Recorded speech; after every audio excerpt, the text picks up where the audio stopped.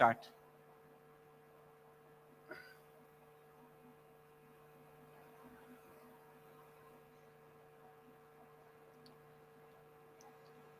Thank you for your patience, everyone. We're just going through a few technical matters to resolve it.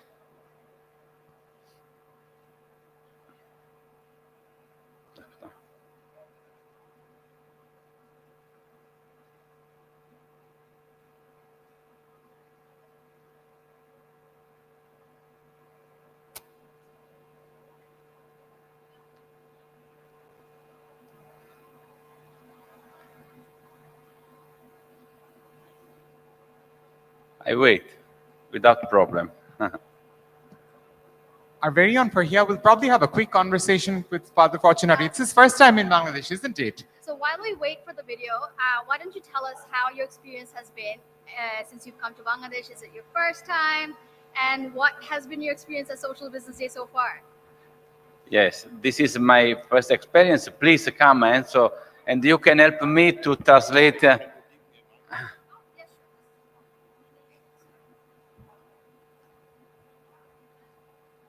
What's happened? In italiano we say il bello della diretta, the wonderful of the live, I think.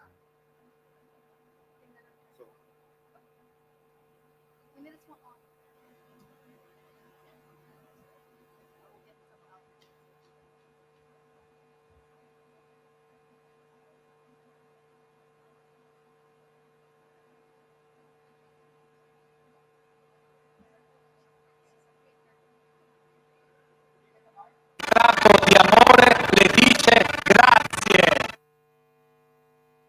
That I think we had some technical issues, but I think it's being resolved.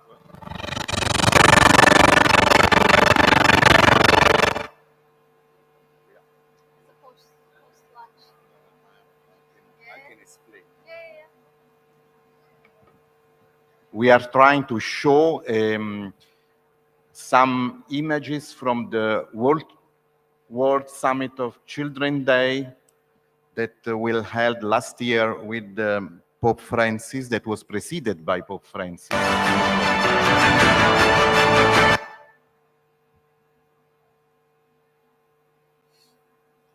While we work with that video, if you could translate to Father, just his experience so far in Bangladesh. Yes.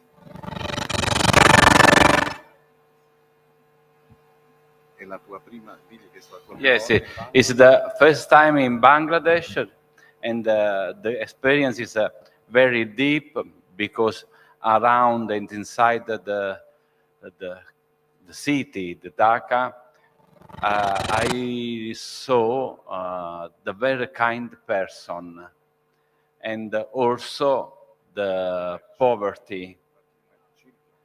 Yes, and yesterday, generally, I have every evening the live show with the world on my page of Facebook and social media, and you know that I am the responsible of the children in the world for the Vatican City, and the surprise was that many children around us spontaneously and to play with us. This is the surprise of God, I call this. This is a beautiful memory that I take in my heart and I will carry with me. Yes. And what do you expect to see out of Social Business Day this time? What action would you like? What is exactly with this? Dimmi in italiano. Che cosa immagini tu di sperimentare durante il Social Business Day?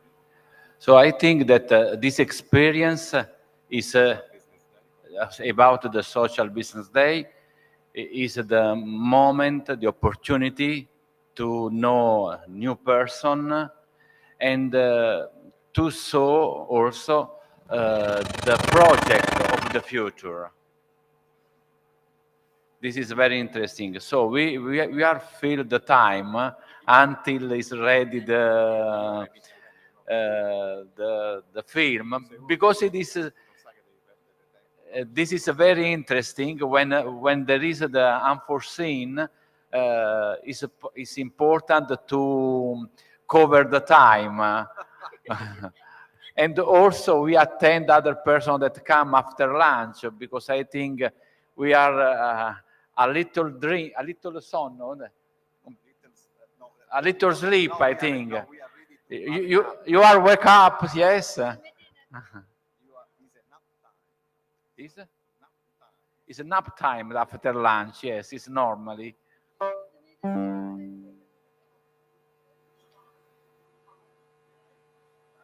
Okay, let's go ahead with the speech. Yes. Poi mettiamo So I will take the speech. No, remain near me, Enzo. Please help me if I need help. You can have.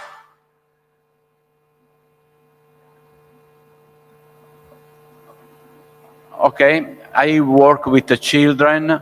I work with the future of humanity, and I think the dream of Professor Yunus is the very interesting future for children.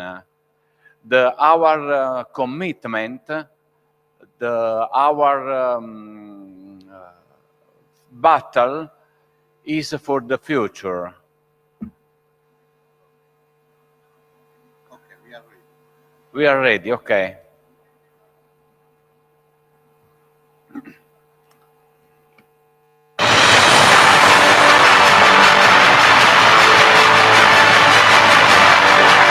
Ci siamo, è iniziata l'avventura della giornata mondiale dei bambini.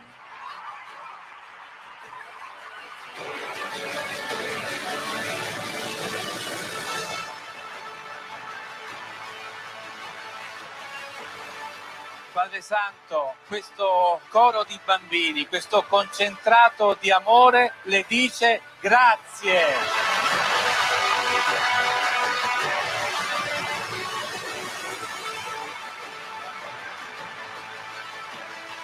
Ecco, questo è il messaggio dei ragazzi, dei più giovani, che non vi arrendete e andate avanti con testardaggine, con amore e senza mai fermare.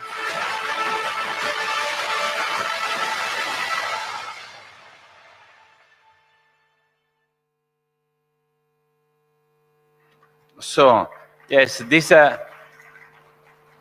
every time that I saw this watch this moment is very moved, because we say to the Holy Father, Pope Francis, Holy Father, these children give thanks to you.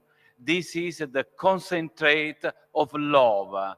You can imagine 100,000 bambini, 100,000 children in Rome, in the Olympic Stadium, and then in the St. Peter Square was and will be an experience very interesting, because the next appointment for children in Rome with Pope Leo is in September 2026. And if you have children, do you have children? Yes? Do you have children? So we attend with the children in Rome for the next welcome, for the next appointment with Pope Leo, for the second World Children's Day. So, and also Professor Yunus, of course. So just two statements for our reflection. You correct me, Enzo, if I made a mistake, yes.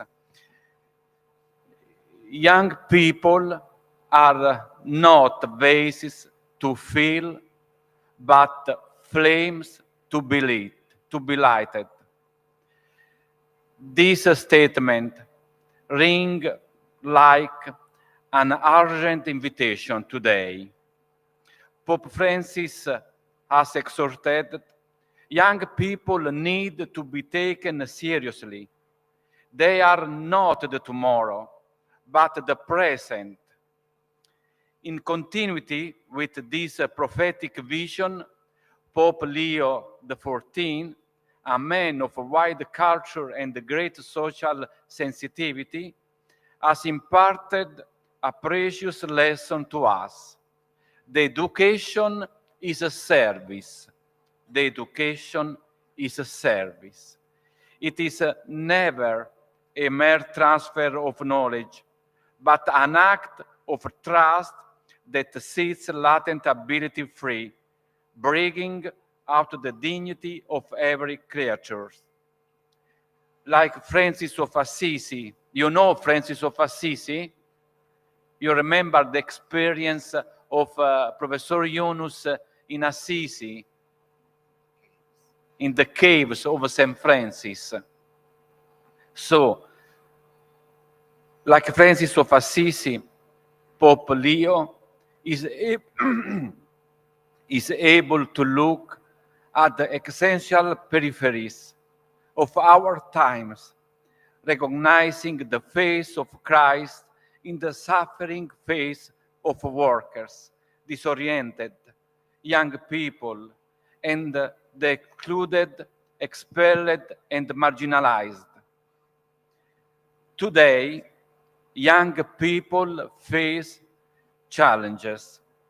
The effort to build authentic bond in the digital age, the responsibility to protect the environment, the tenacity to speak out for peace in a world torn by conflicts. We ask them not just for ideas, but for courage, not just for project, but for testimonies of life lived, not just like on social media, but for choice, from the defense of human rights to commitment to the environment, from solidarity with migrants to education in the culture of encounter. With this teaching, let us entrust the future of the Church and of the world, the voice of the youth, because every flame, once lit, does not remain just light, but become flame capable of lighting the earth and our relation. So I think that the world don't need of words, but of a witness. I don't know if said well. Thanks and good afternoon.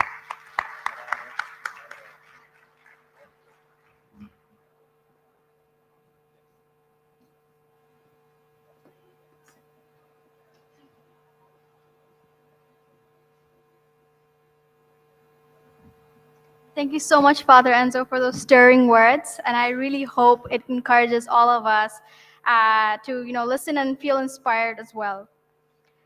Next up, I would love to call back Thomas Bach, who's the International Olympic Honorary President of the International Olympic Committee. So please join hands in welcoming him with a special message that he's recorded for us in regards to sports for solidarity. Could I have a round of applause, please? In the video. Dear Professor Mohamed Yunus, my dear friend, dear participants of Social Business Day, this year's Social Business Day carries a special meaning. By bringing together people from all walks of life who are working for a better future, your gathering sends a powerful signal. Taking place in Dhaka, this meeting also shines a light on the spirit of solidarity that you, dear Professor Yunus, have embodied throughout your life.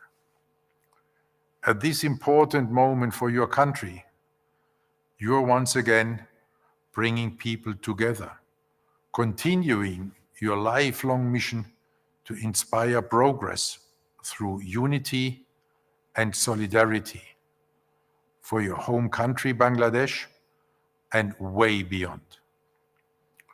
This occasion also marks a personal transition for me. with Social Business Day taking place just a few days after the conclusion of my mandate as IOC President, it is a special privilege to address you today for the first time as IOC Honorary President.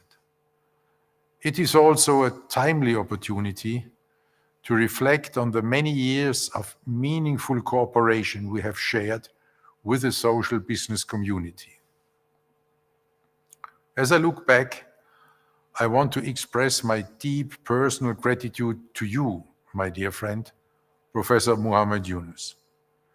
Thank you from the bottom of my heart for your steadfast commitment to build a better world for everyone.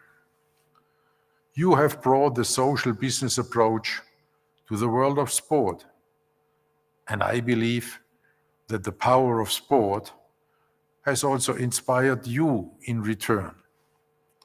Your collaboration with the IOC has opened new pathways for athletes and young leaders alike, from the Yunus Sports Hub to the IOC Young Leaders Program to the Athlete 365 Business Accelerator, the first ever social business entrepreneurship program for Olympic athletes.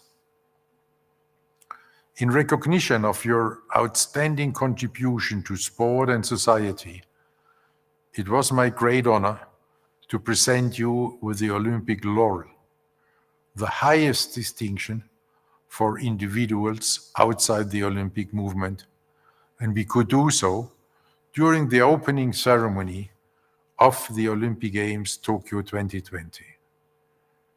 In that very moment, your message reached billions of people around the world, highlighting your role as a pioneer for social change. Your innovative work in social business has brought hope to so many. You have shown that another way is possible, one built not only on profit, but on purpose, rooted in solidarity, dignity, and in the belief that every human being deserves a fair chance. These values unite the world of social business and the Olympic world. In both, we strive to make the world a better place by building bridges, promoting peace and solidarity, and by putting people at the center of everything we are doing. This is why our cooperation has been so fruitful, because we share the same values: peace, solidarity, excellence, respect, and inclusion. My successor, the IOC President Kirsty Coventry, embodies these values. As a two-time Olympic champion and as the first female and African IOC president, she brings with her the fresh global perspective of a new generation. I know she will lead the Olympic movement with our shared values, and she will do so with vision, unity, and strength.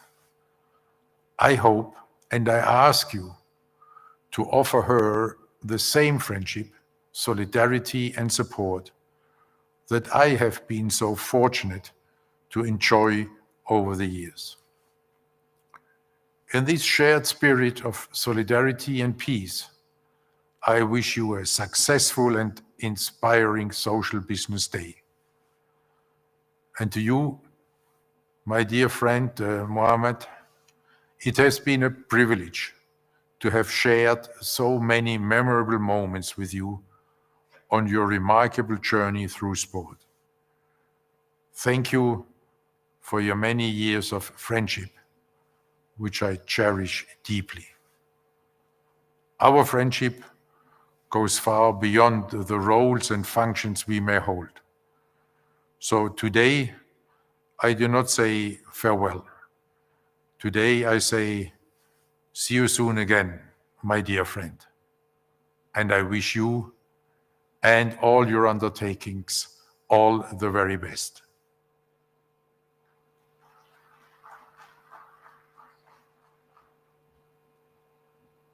A deep thanks to Thomas Bach for that lovely and wonderful heartfelt message. Now, before I welcome the next segment, could I request everybody who's sitting way at the back, if we could get a little bit closer? There's a lot of nice seats up front, and I think you'd have a much better experience if you take up the seats up front. So if we could take a short moment to get up from our seats if you're at the back and just come forward a little bit closer to the stage.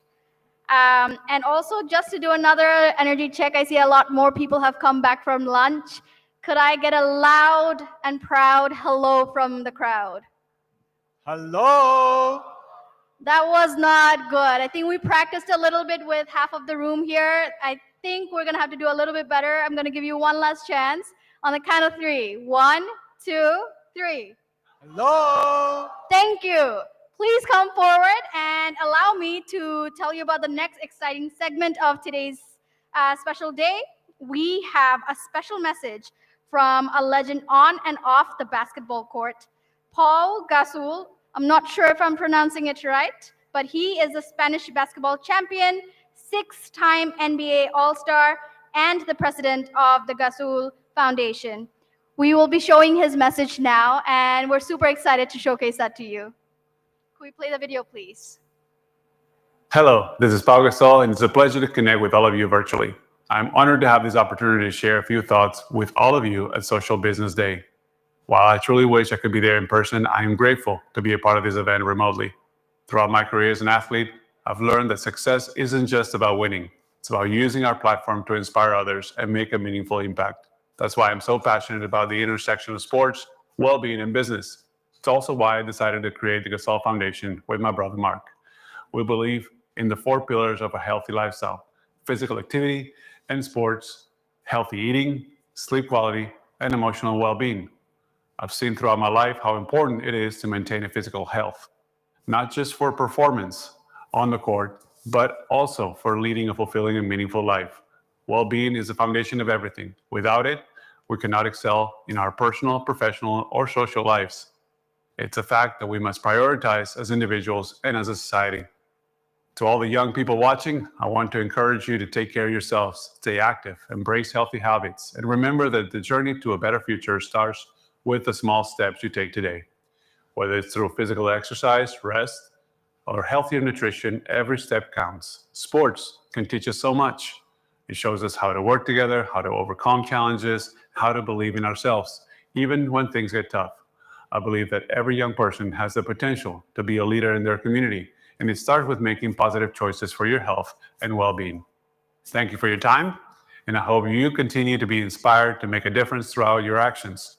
I look forward to seeing the incredible work you all will do together to create a healthier and a brighter future.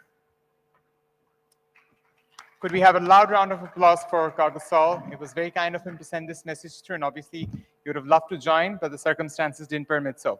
Before I move on to the next plenary session, which is probably one of the highlights of this conference, I wanted to take a brief opportunity to invite on stage a very special friend who's had a relationship with Bangladesh going back about 3 decades, one of the most staunchest supporters of the Grameen movement globally. He's a friend whose friendship has basically stood the test of time. He's very recently come up with an interesting initiative, and I'd like to invite him on stage to speak about it. Could we have a huge round of applause for Mr. Alex Counts, the founder and former president of Grameen Foundation. Alex, the stage is yours.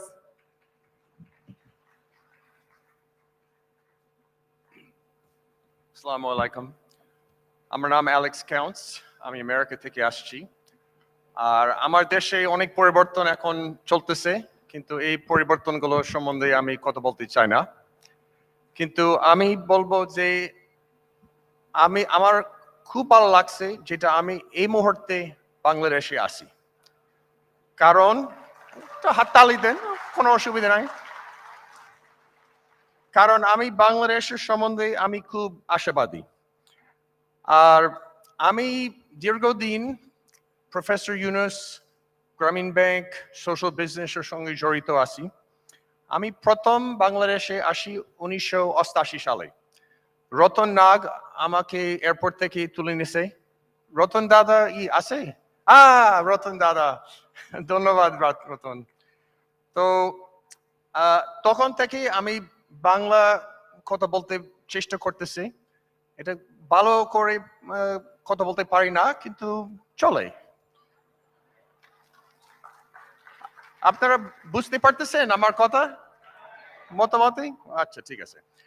আর আমি 4টি বিষয় নিয়ে একটা বই লিখছি 1996-তে, গ্রামীণ ব্যাংকের ইতিহাস। একটা গ্রামে, যেখানে আমি প্রায় 2 বছর সময় কাটলাম, গ্রামীণ ব্যাংক সদস্য একটা গ্রামে মানিকগঞ্জ জেলায় কিভাবে উপকৃত হয়েছে। 3 নম্বর, প্রফেসর মোহাম্মদ ইউনূসের জীবনের উপর লিখছি। আর 4 নম্বর, গ্রামীণ ব্যাংক কিভাবে আমেরিকাতে আসছে। আর এই বইয়ের নাম স্মল লোনস বিগ ড্রিমস, অর্থাৎ বাংলায় ক্ষুদ্র ঋণ বড় স্বপ্ন। তো প্রত্যেক 10 বছর আমি একটা নতুন ভার্সন আমি লিখতেছি, এটা বের হচ্ছে। কিন্তু দীর্ঘদিন শুধু ইংরেজিতে আমার বই অ্যাভেলেবল ছিল। কিন্তু একটা ভালো সংবাদ আমি দিতে চাই আপনাদেরকে, যে আজকে থেকে একটা বাংলা ভার্সন আছে বাজারে।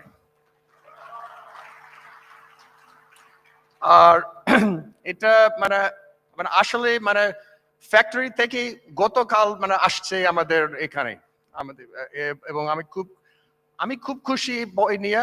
আসলে আমি 10 নম্বর মহা খুশি, কারণ এতদিন যেমন আমি বাংলা ভাষা পড়তে পারি একটা ক্লাস 7 লেভেলে, আমার অনেক বন্ধু ইংরেজি পড়তে পারে এই লেভেলে, কিন্তু এখন এটা আমার বই বাংলায় আছে। আর বুকওয়ার্ম একটা খুব নাম করা বই দোকান ঢাকায় একটা ছোট মিনি বই দোকান বসাইছে মার্কেট প্লেসে, এবং আমার বই, আমার অন্যান্য বই, প্রফেসর ইউনূসের বইগুলো বিক্রি করতেছে। আমি আশা করব যে আপনারা সবাই আমাদের বই দোকানে আসবেন বিকেলে বা কালকে। আর কিন্তু একটা কথা আছে, আমি বলে দিই, এটা দামাদামি করা যাবে না, এটা নিষেধ। সস্তা তো, খুব খুব সস্তা, খুবই সস্তা। যা হোক, for those of you that don't understand Bangla, I was just inviting everyone to come to the bookstore we set up in the marketplace. And we've got many English titles, and my book on Grameen is now available in Bangla. And if you want to know more about what I said, ask someone near you who speaks Bangla. Thank you very much. Dhanyabad.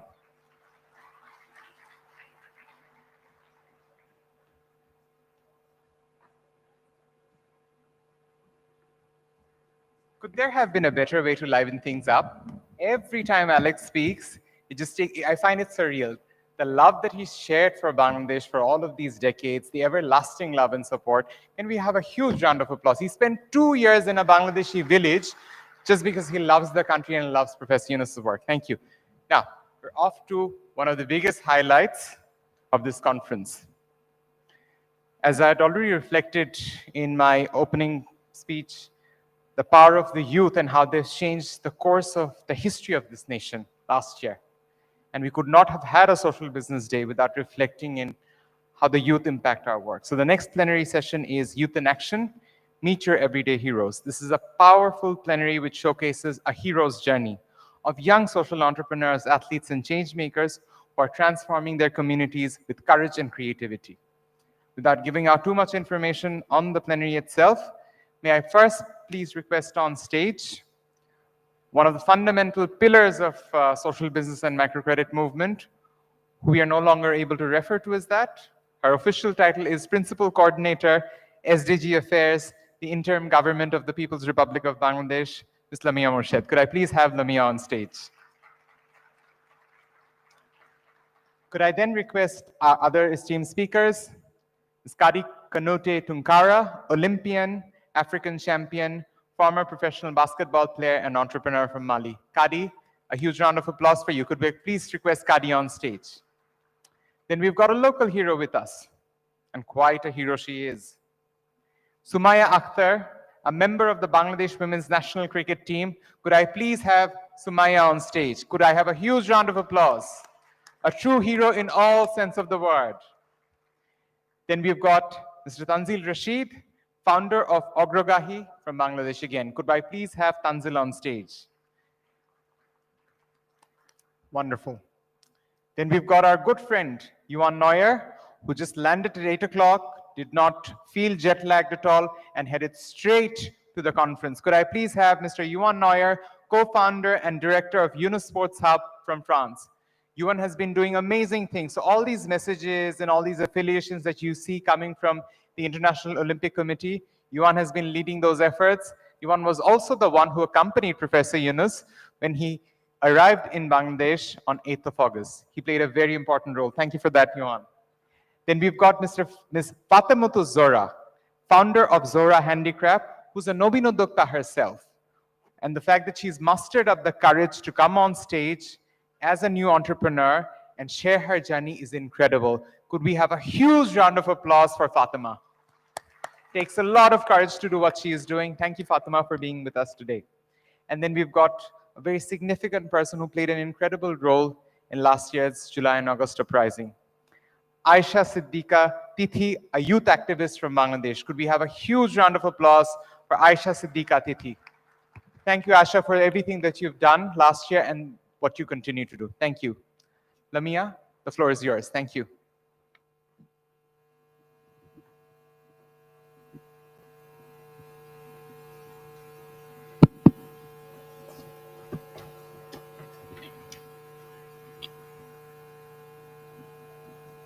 Hello, can you hear me? Okay, this is a challenging session because it comes after lunch and everyone's a little bit sleepy, I think. So instead of doing a really formal, stiff, moderated panel, I think what we'd like to do is a kind of a chat and conversation between us. Each of us have gotten to know each other a little bit.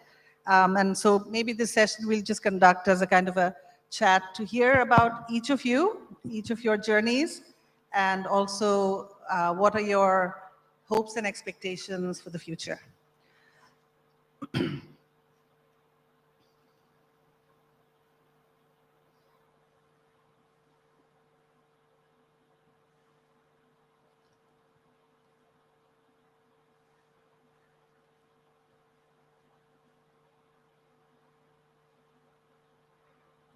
So I wrote up a little note that I'll just read out as a kind of introduction to this panel, and then we'll basically plunge into getting into all of your stories.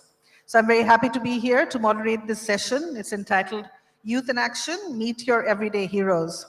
I want this session to be a fireside chat type discussion rather than a strictly moderated panel.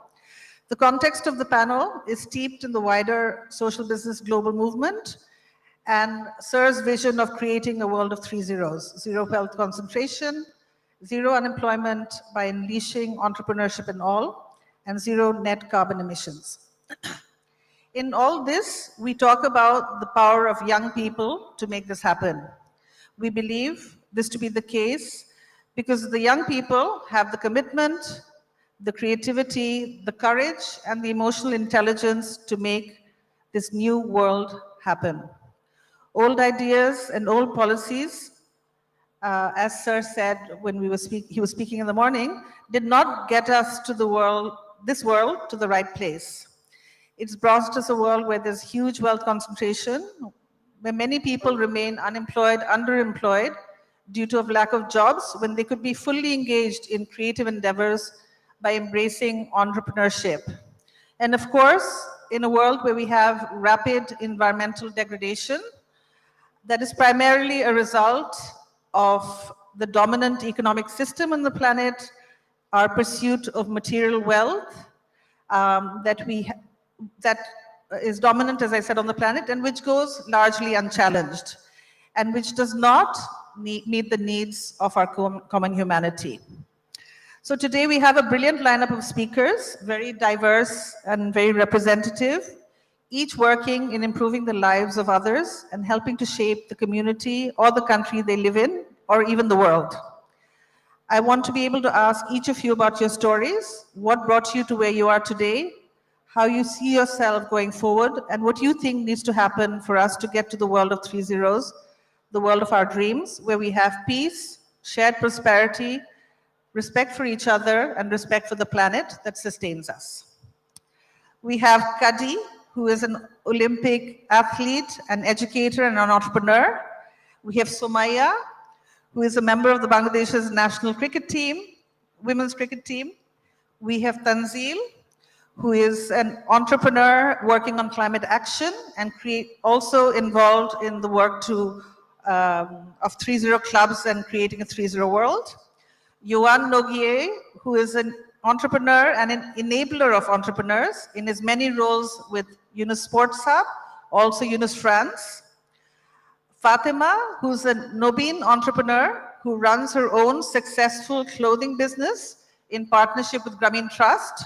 You have heard about this Nobin program, and she is one example of an entrepreneur who is successful running clothing business, and she has a stall actually in the marketplace, which I would invite all of you to visit.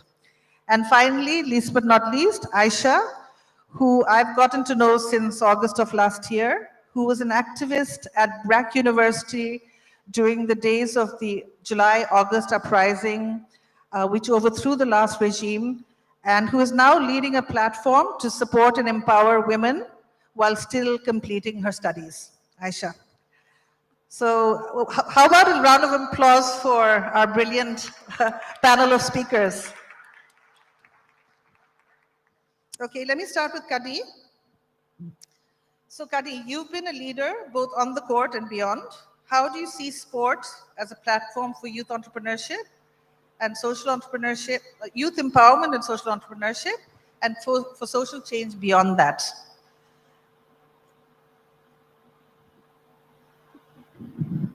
Well, thank you very much, Lamia. Good afternoon, ladies and gentlemen.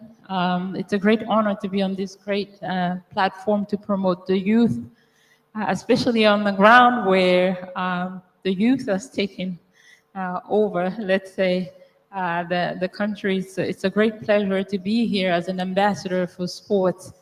To answer your question, Lamia, I think we all know, and I've been in my first intervention, highlighting the values of sports. So sport is important first for the thematic that we are having here for health and well-being, but not only. I think for the youth and even for myself, it's the teaching ground to start with for life skills and skills that are transferable into the entrepreneurial world and that are essential in the entrepreneurial world. Not only there are skills of teamwork, perseverance, resilience, because we know that entering into business can be really tough. It's not easy. You need to learn to fail and not have the right ideas and build the right team and finding the right partners and so on. So it takes a lot of skills that we learn through sport. But sports is also a business.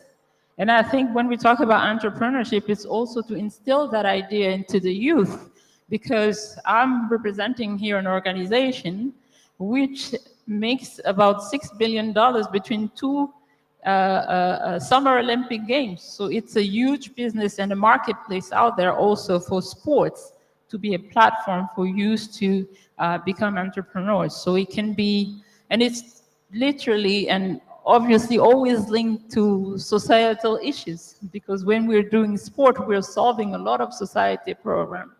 And we're doing entrepreneurial programs through sport as well. We're also solving there a lot of programs. So that's why it's such a great honor to have been consulting with the Yunus Sports Hub. And Yohan here is really a mentor and a great catalyzer for this.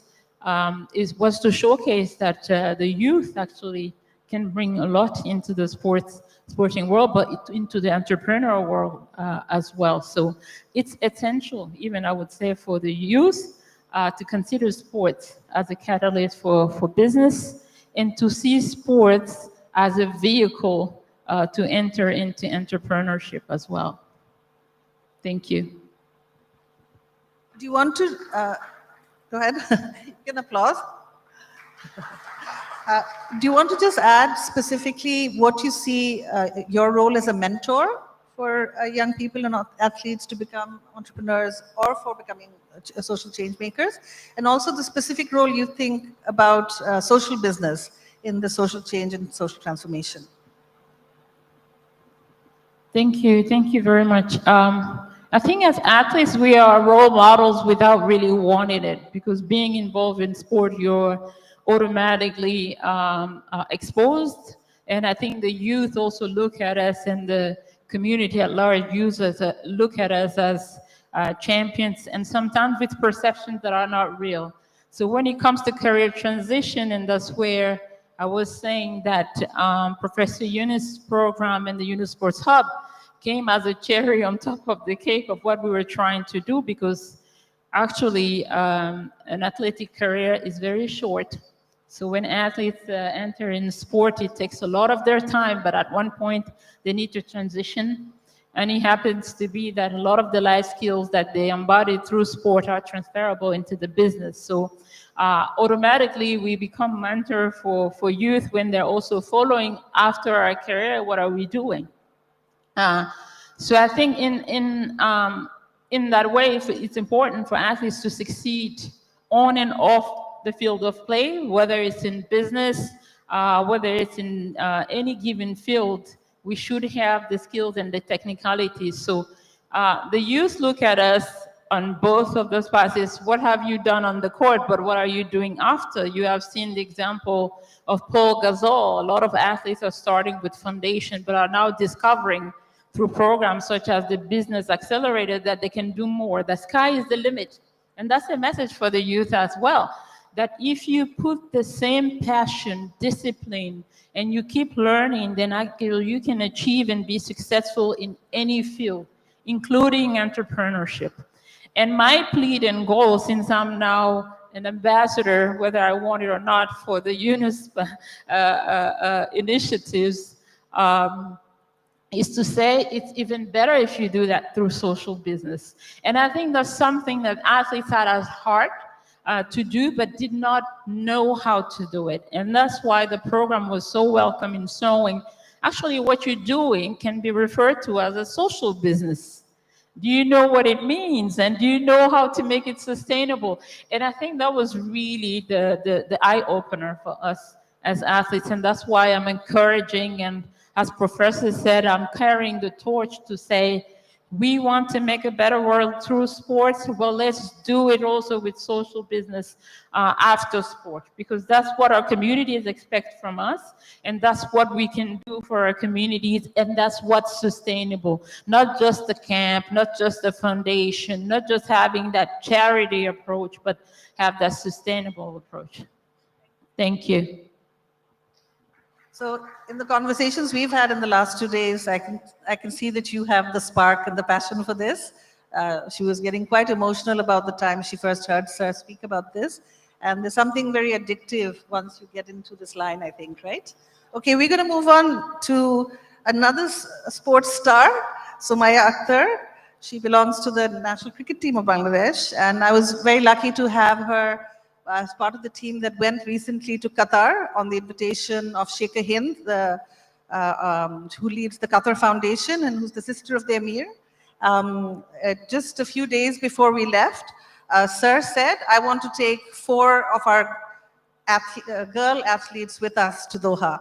And Sumaya was one of 4. We took 2 cricketers and took football stars from our national team. And Sumaya had a chance to do many things in Doha, which I'll ask you to talk about. But before that, I want to just ask you a question. You started your cricket journey in Mymensingh and now represent Bangladesh internationally. How can sports inspire girls in rural areas to pursue leadership and break social barriers? How did cricket inspire you?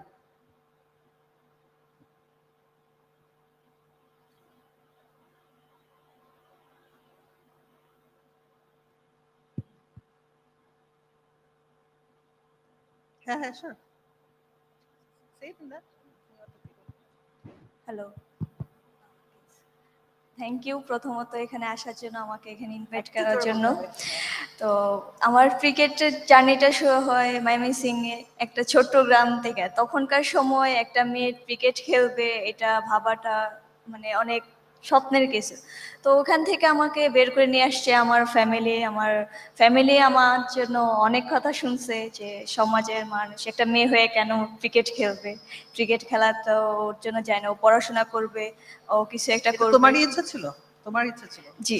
তোমার বয়স কত? তখন আমি class 4-এ পড়ি। প্রথমত খেলতাম ভাইয়াদের সাথে, এলাকায় খেলতে যেতাম। তো আস্তে আস্তে যখন 5-6-এ উঠব, তো আমি আমার চাচুকে বললাম যে চাচু আমাকে একটা ক্লাবে ভর্তি করা দাও, যেহেতু আমার ক্রিকেটের প্রতি অনেক বেশি আগ্রহ। পরে বলতেছে যে আচ্ছা ঠিক আছে। প্রথমে নিয়ে গেছে ময়মনসিংহে। তো স্টেডিয়ামে যাওয়ার পরে মেয়েদের কোনো কোচ নেই, বলতেছে যে মেয়েরা খেলবে যদি ব্যথা পায় কান্না করবে, এর জন্য মেয়েদের কোনো কোচ নেই। তো পরে হচ্ছে আমার বাবা নিয়ে যাওয়ার পরে একটা প্রথমে যে ক্লাবে নিয়ে যায়, ওখানে ফার্স্টে বলে যে মেয়েদের প্র্যাকটিস হয় না, কিন্তু সুমন্ত স্যার প্র্যাকটিস করায় মেয়েদের মাঝে মাঝে ইভেন্টে। তো স্যারের ওখানে নিয়ে যাওয়ার পরে হচ্ছে আমাকে ভর্তি করায় দেয়। দেন ওখান থেকে আমি 3 মাসের মতো প্র্যাকটিস করি। দেন বিকেএসপিতে ট্রায়াল হয়। তোমার বয়স তখন কত? তখন 12-13। আচ্ছা, তুমি একটু পজ করো, বিকজ আমি একটু যদি কুইকলি অনুবাদ করি।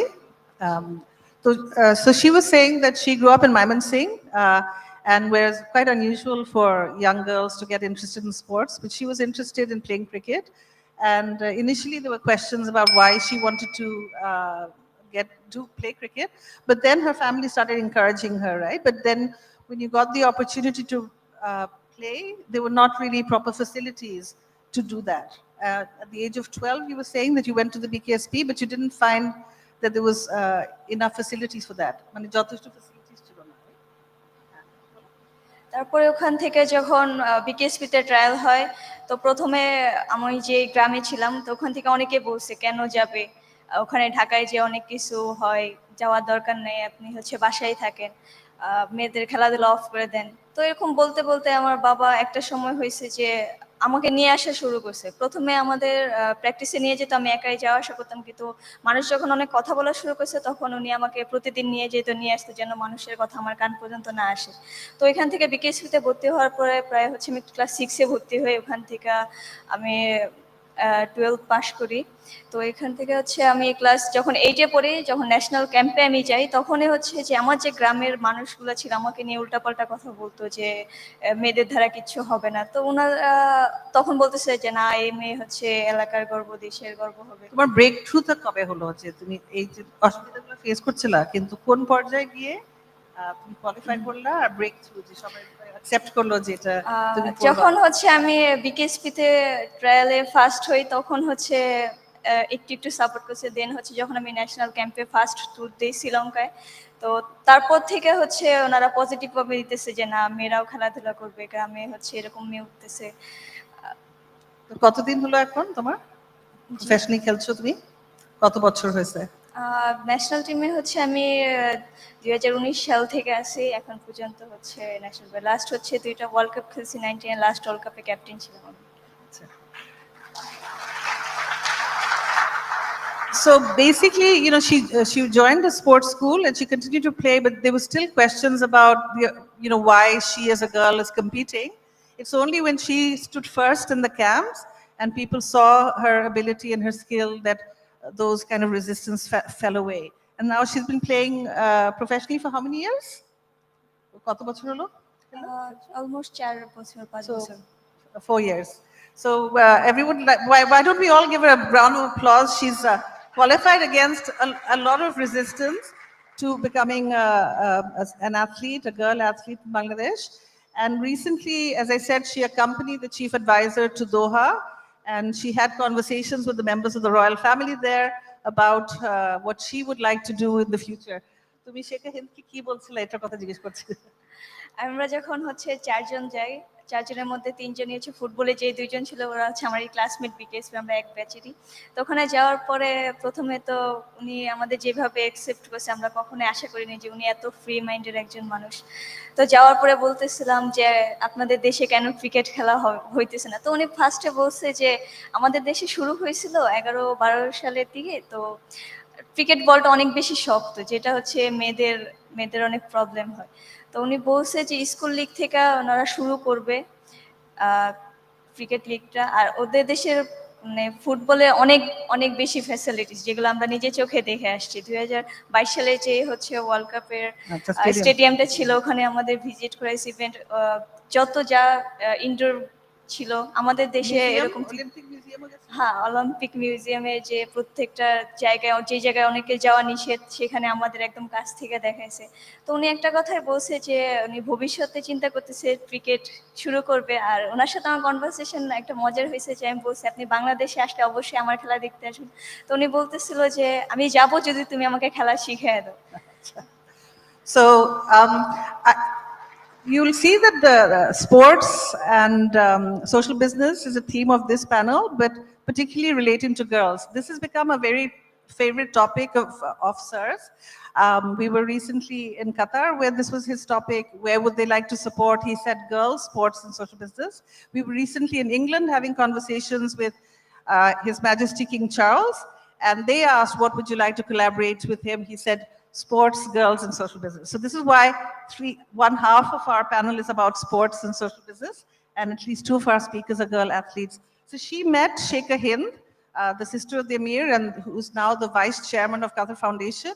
And even though she says she's shy, she was not at all shy when she had her conversation with Sheikha Hind. She said, I know you don't really play cricket in Qatar, but you should develop facilities in Qatar so we can come and do trainings, we can have exchanges, and you have to come to Bangladesh and help develop facilities and create opportunities for us to do more things together. And we are hearing that she may come actually quite soon, maybe before the end of the year. And the focus of her visit will be actually sports, girls, and social business. So thank you, Sumaya. So let me now, do you want to say something more? No. Okay. I'll come back to you. So let's jump to Yuan, because this completes the trilogy of our speakers who are involved in social business and sports. So I had a question for you.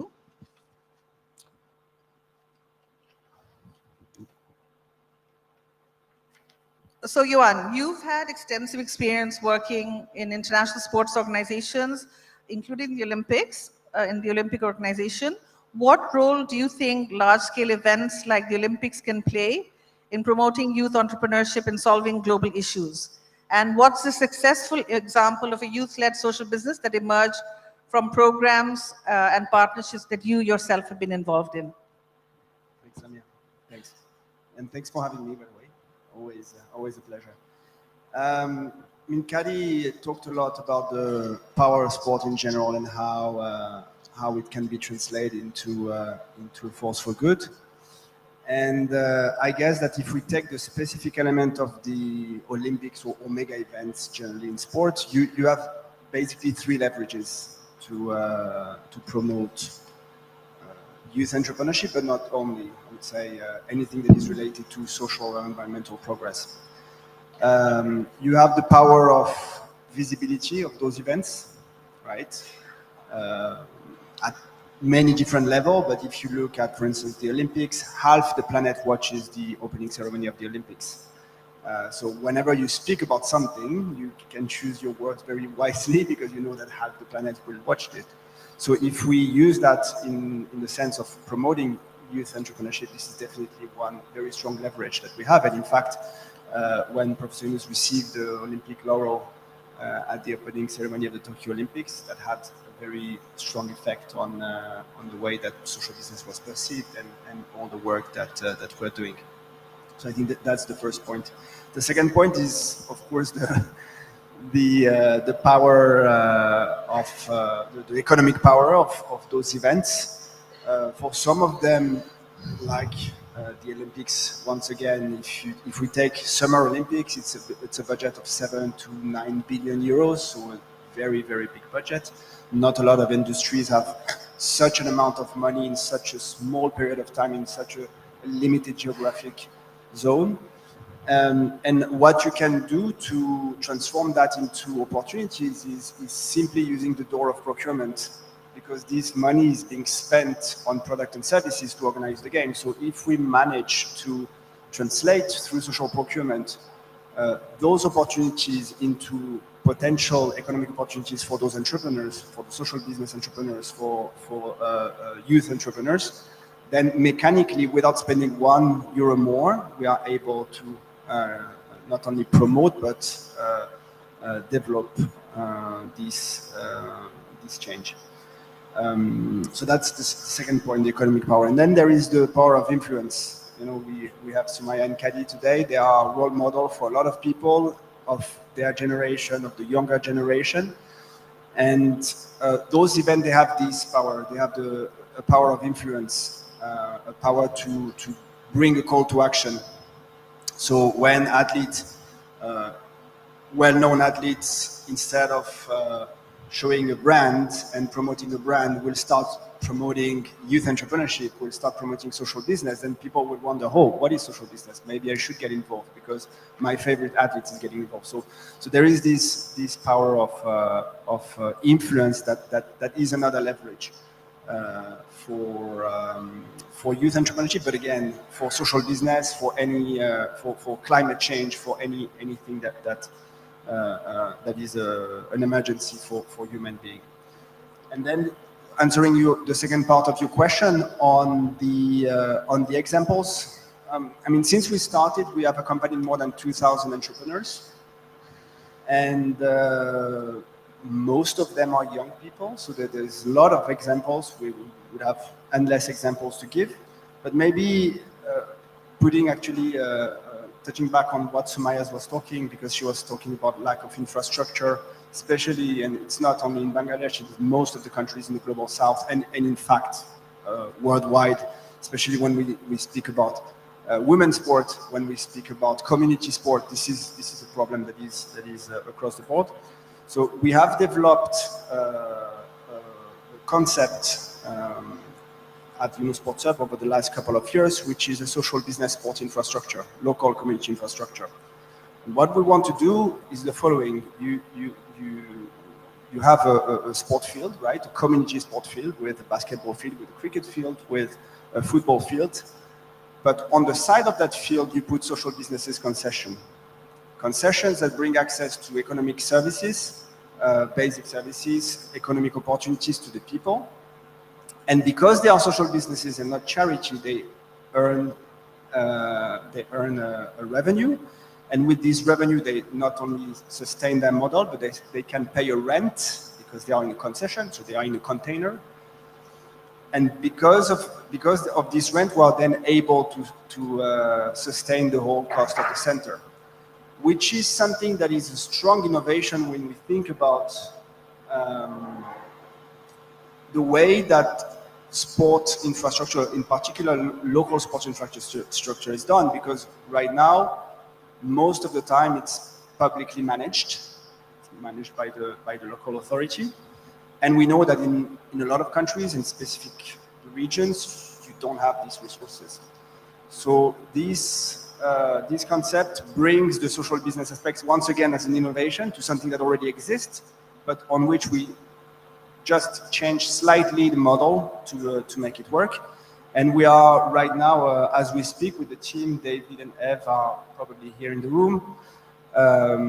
We are conducting a feasibility study together with the French Development Agency to see how potentially we can bring that to life in Bangladesh. So if there's anybody interested in that, please meet me and the team, and we can talk about that.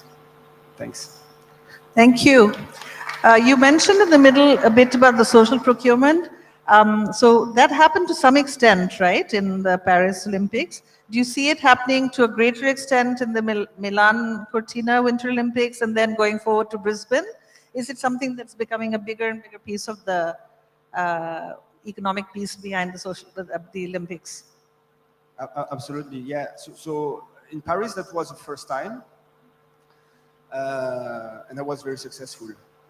more than Can you give a sense of what it was? I mean, Yeah. maybe our audience doesn't know. Of course. So in Paris, more than 18% of the contract through the social procurement program that we launched with the organizing committee of Paris 2024, more than 18% of the contracts went to at least one social business supplier.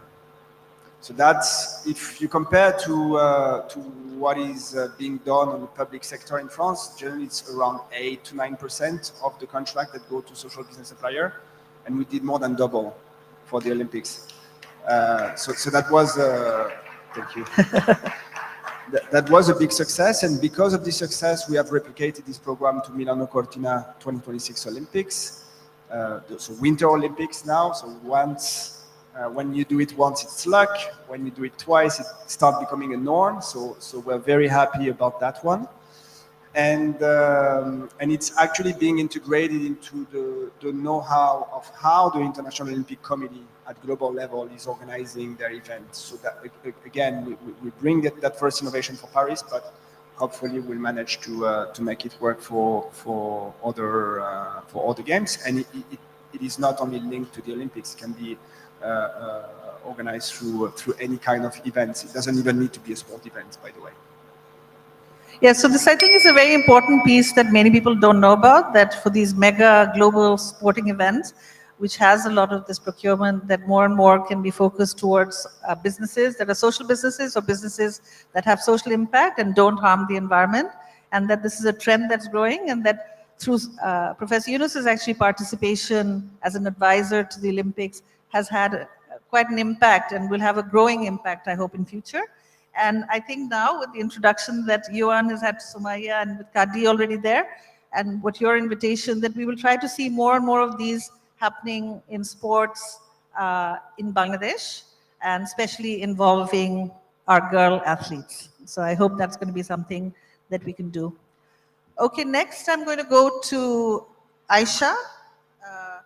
Aisha was very active on the streets during the July-August uprising of last year, where is one of the campuses, private university campuses, that was very active, and she was on the street and has since continued her studies, but also gotten involved in speaking about the students' movement and the anti-discrimination movement, and including internationally, but has also set up her own platform now to empower women in various ways. So do you want to talk to us a little bit about, first of all, you attended the UN General Assembly with Chief Advisor with the delegation last year. Can you tell us a little bit about that experience and what inspired you to found the She Leads platform? So, as a student and youth in Bangladesh, last year July Revolution happened, and we have all seen how spiritual and historic the July Revolution was. And youth, after July Revolution, everyone in this country are very energetic, and especially the youth are like very interested in politics and policy makings. So as a youth and youngster, I am also very interested right now.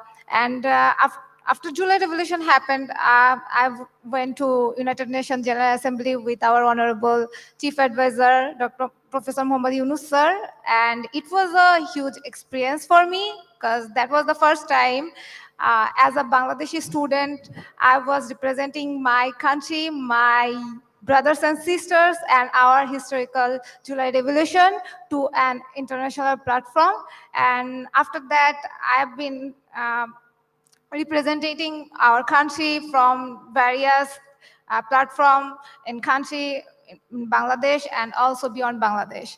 So after coming back to Bangladesh, I realized that like a few number of women are participating in politics or any kind of noticeable events where their opinions matters. But during July, that wasn't the scenario at all, because there was more women or female students on the street because police were targeting the male students, so female students were defending them and trying to. You have all seen the photo. One sister was, trying to stop a police vehicle when the police vehicle was, her brother was inside the vehicle. So that was how powerful women were during July and August Revolution. So yeah, it was troubling me that why is this happening. So I asked, and I got some interesting answer that now they are feeling that because they have seen for last 15 years that women are being discriminated and always faced injustice in whether it's political or policy making or any sector. So they fear that they might get harassment or trolling. They might face bullying. So yeah, they were full of potential. Now you will be amazed when you see them. But so I took the step, and I thought that why shouldn't I just be in the back and be a shoulder for where they can rely. And that's why I started She Leads along with my fellow classmates and some other students. And then when we started, we were like facing very negative reviews that this is not going to work, what we'll do through this platform. But then slowly female students started to come to consult how they can participate, or if it will be good for them if they take participation in political parties or policy making. So yeah, we started through that. Then later we also seen that some students were facing some mental kind of pressure, depression, because we all have seen so much blood, and we have seen our brothers and sisters being killed in front of us. So the mental health was like very important issue for our generation. So we took another initiative that we will also consult them who are facing any kind of mental health problem. So yeah, and the most interesting part is all of us are running student from different universities and different background. So we are like students who are from law, so they are helping with the victims with legal advice, and who are from psychology department or medical health department, they are helping them to ensure that their mental health is improving. Thank you. That's really important. I think that whole piece about trauma and the mental health and the healing after last July, August, I don't think people have even fully taken it on board, how widespread this trauma is and how there is a deep, deep need for the whole society to heal from what happened, because it was a terrible thing. So many people died. You witnessed yourself at BRAC University. So this is a really commendable initiative, and it's interesting that you go into an initiative like that rather than get involved in the political party or something like that. Is there any, thought about making your platform sustainable, meaning covering its costs in a social business way? Yeah, like initially we thought it will be just for a few months until we help everyone. But people are coming, the students and young generation, they are coming to seek help. And then we decided that we will now we have a vision to create an inclusive ecosystem where especially women won't like face any kind of fear of being harassed or any kind of bullying, and which now we are like have a long-term vision right now, and we are planning to go official with She Leads.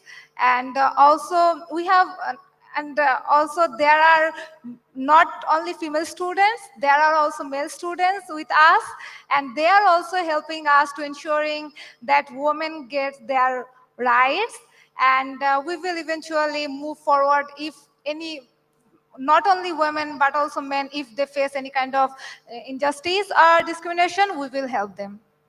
Thank you. So addressing multiple really important and acute needs for society, rights of women after the uprising, and also the mental health and trauma issues and healing from that. So I wish you a lot of luck with that. I'm sure lots of people will want to hear more about this from you and join in to make it successful. From Aisha, I'm going to move to Fatima, who, in an early conversation, pre-panel conversation I had with her, she was telling me that while she was a student, she also wanted to start business. So this Sir's philosophy about not just preparing to be a job seeker, but also be a job creator. She belongs to the Nobin program of Grameen Trust. Many of you will know this. This is the social business equity programs, micro equity program where the Grameen Social Business Fund invests with a young entrepreneur into a business. It's a for-profit business. And over time, as the business is set up and becomes successful, the entrepreneur repays the money and becomes the full owner of the business. And the Grameen company or the Grameen fund, withdraws, gets back its equity, and the entrepreneur is on his or her own. I believe we have over 100, Nazima, how many Nobin entrepreneurs do we have? 100 and more than 100,000, right? How much? Okay, yeah. So I can't hear, but over 100,000. So anyway, Fatima is a Nobin entrepreneur, and as I said before, she actually has her, did you bring? So she's brought sample of her product as actually, why don't you show that?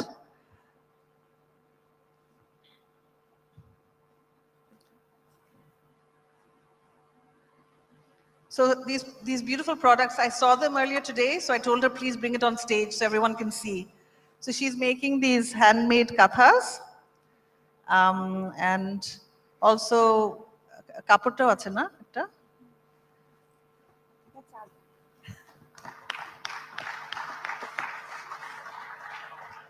So very beautiful hand-stitched clothing and also blankets, and everyone's invited to visit her and the stalls of 28 other Nobin entrepreneurs in the marketplace.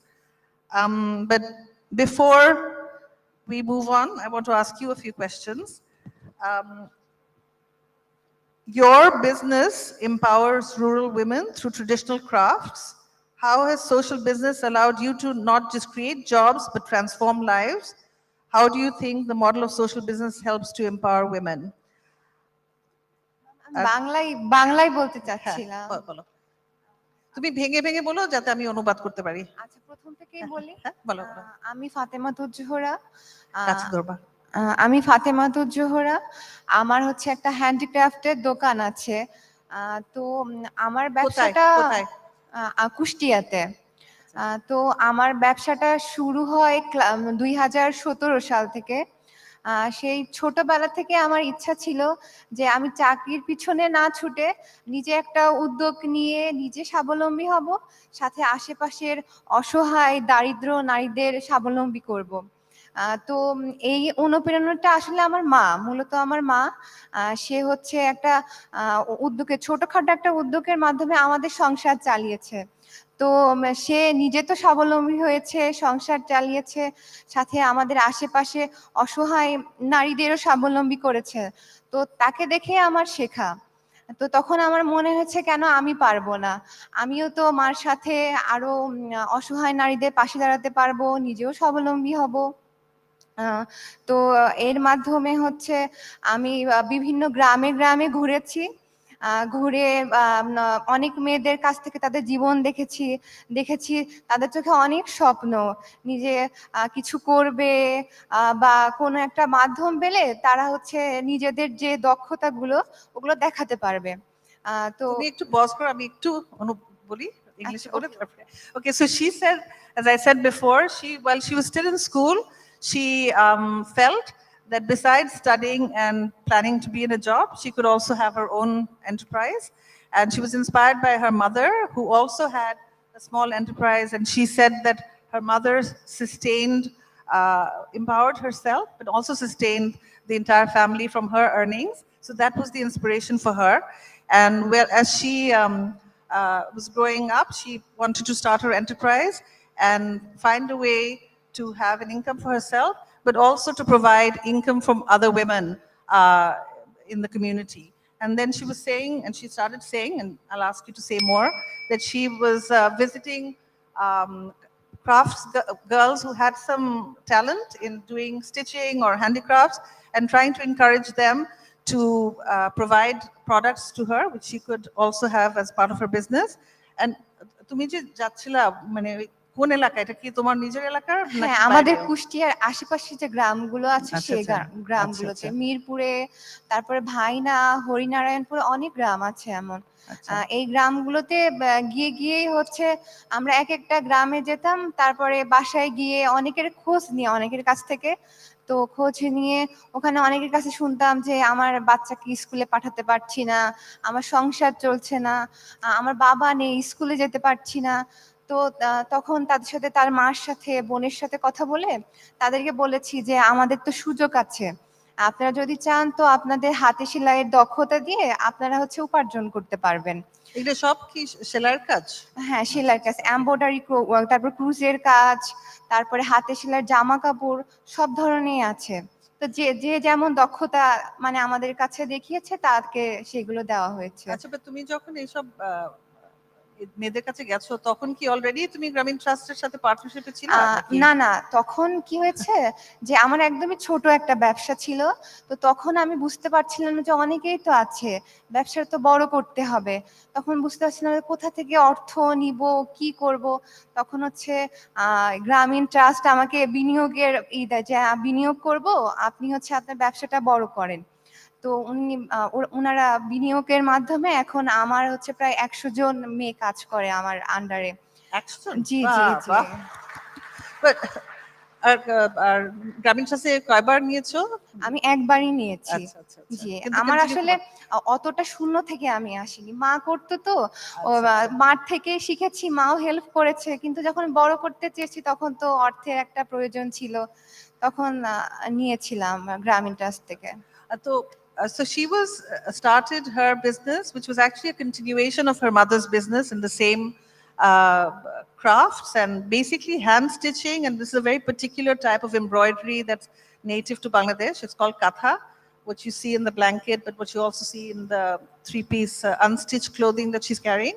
And she said that she started with her own financing because her mother had a business already. But as she expanded, Grameen Trust came forward and has supported her business also under the Nobin program that many of you know about and has helped her expand. And she's now saying there are 100 girls that supply to her for her business. So that's a big success. So you're not just a job seeker, you're very much a job creator. So তোমার next planটা কি?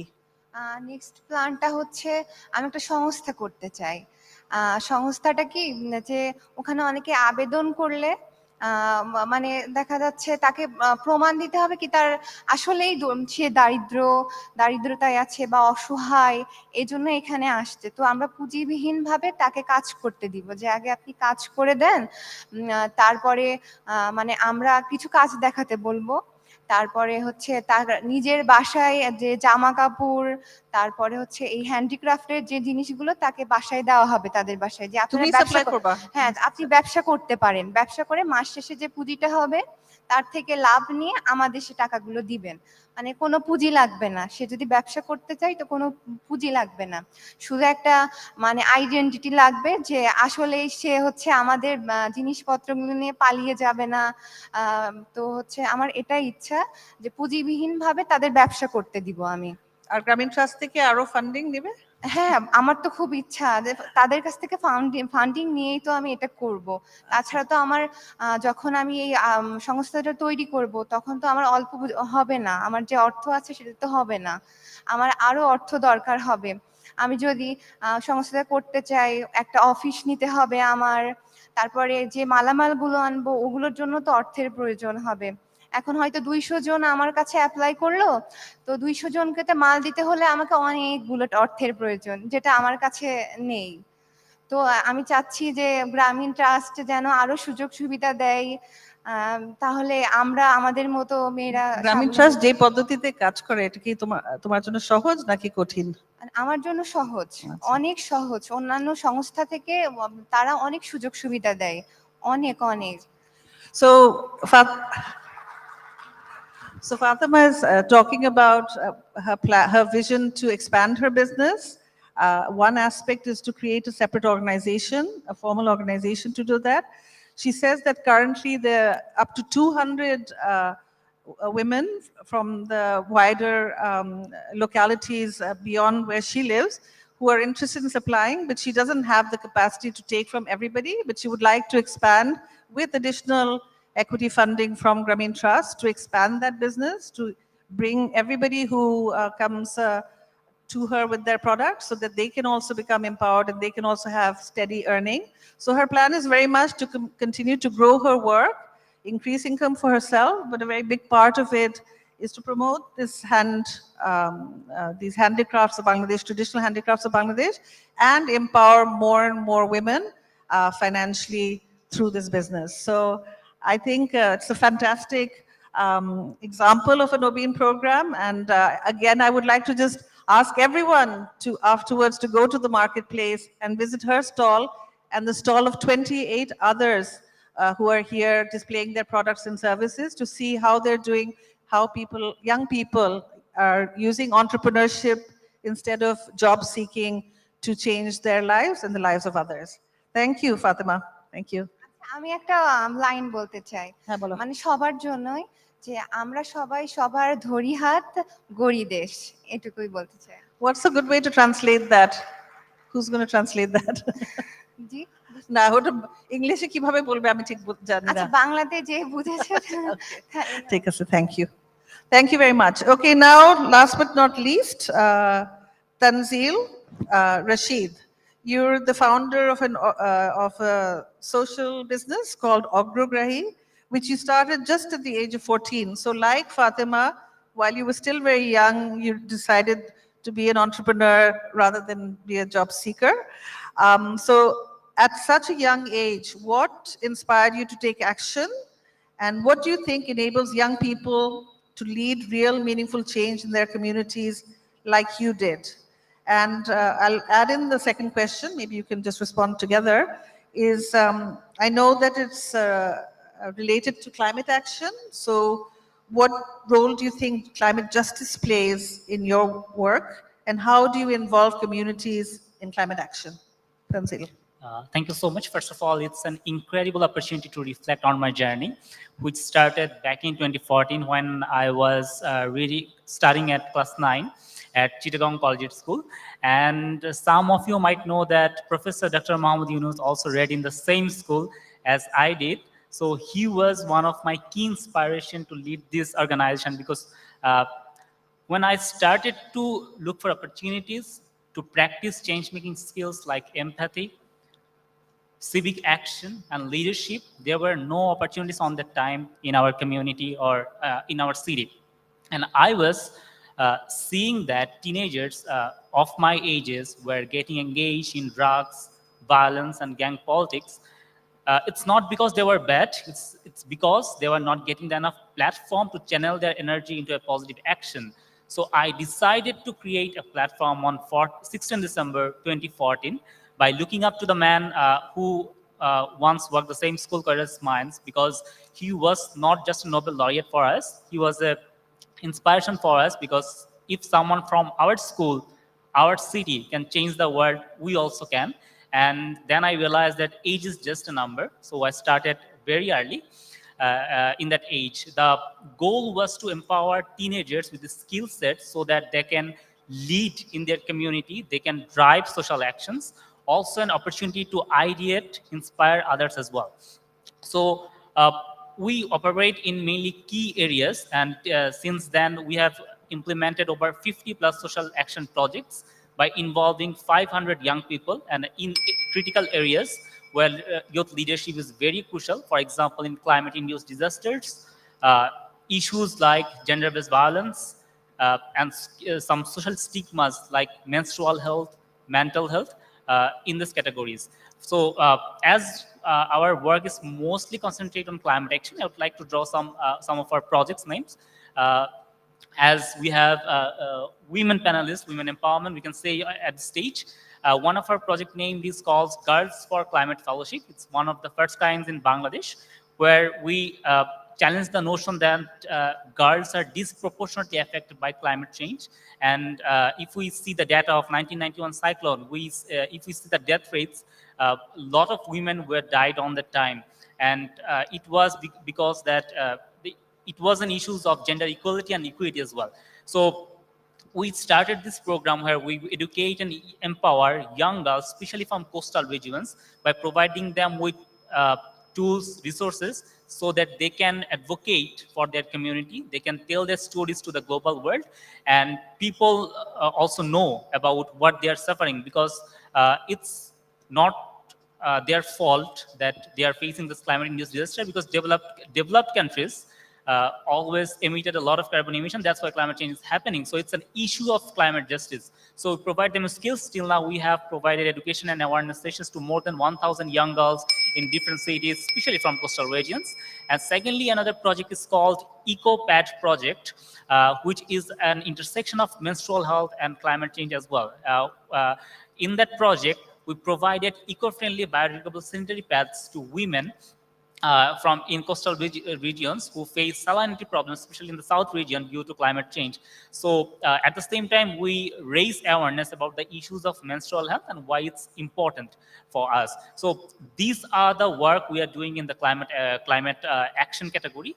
And like Aisha did about mental health, we also run our own project about the mental health, and I think it's a way for us to collaborate as well from the stage. So in mental health category, we design education curriculum so that we can teach especially young students from age between 13 to 19, so that they can understand about the emotional intelligence and they can thrive in their own life. So these are the projects we are doing. And another wing we call is research and social business wing.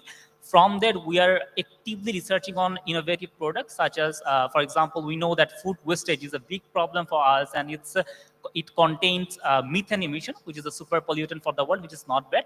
So we are designing a product from food wastages by converting food wastage to organic fertilizers, which is a soil nutrient for farmers as well. So we are thinking about the social business models. So that's what we have been doing. Right now, how do you finance your activities? Are you a social business? Do you cover your costs?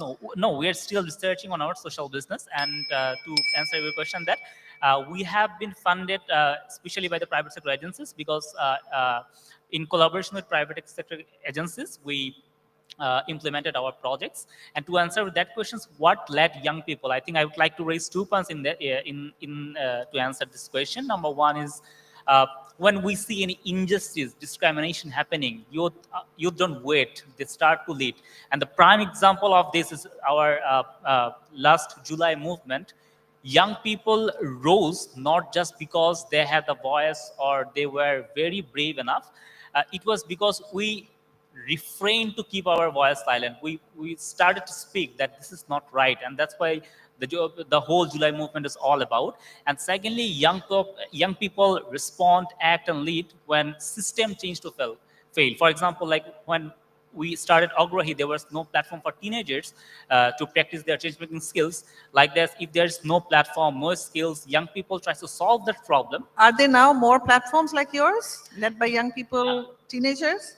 Yes, and I would like to tell you about a story that we started when we were 13 to 19, all of these members, and some of them are now part of the 3-0 movement, 3-0 clubs, and they are running their own 3-0 club in different categories, menstrual health, mental health. So 5 people a team, they are changing their own local community and issues. So I think that's all. If young people is provided with the right tools and resources, they can be unstoppable change maker. Thank you. Thank you. Thank you very much. All areas that are very important and probably not enough happening at the level of social business or social enterprise, climate action, mental health, menstrual health, and many other important cutting edge issues. So congratulations for that. We have come to the end of the session. We had 1 hour, but maybe just have, I think, from Sir's message this morning and from the example of every one of the people on this panel, each of us are already engaged in trying to make the very important changes that we need to make to reach that world of 3 zeros, to create that new civilization that Sir says we have to do. It's not a choice. I think it's what every one of us in this room is engaged in our own ways. And each one of the examples around this panel are unique and important experiences towards building the new civilization. But maybe as just the last round, in one sentence, if each of you could just say, what do you think needs to happen, most important thing you think needs to happen in order for us to make this big leap forward in terms of building a new civilization? Thank you. I would say do sports. Be involved with sports. And it's not because we're speaking about the youth here that we need to forget that sports is good for all. There's no ages. It's the best medication. We're talking about healthcare. Do your 30 minutes walk every day if you can, but do some sports. Sports is good for all and it's the best medicine.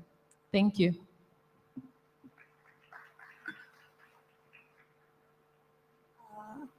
I just one message for everyone and my generation. I'm also young, so believe in myself, not another people say whatever. Believe in myself. So my message should be like, keep dreaming big, because dream do comes true. No, I just echo what Professor said this morning, to create your own path. That would be mine. বলতে চাই যে আমরা একে অপরের হাত ধরি, নিজেদের সহ আমাদের চারিপাশে সবাইকে বদলানোর সুযোগ করে দিই ও দেশকে বদলায়। I want to say, always stand with what's right and always be part on the right side of the history, and power lies in acting today, not tomorrow. Obviously, youth are the future, but acting today is where our power lies. Thank you.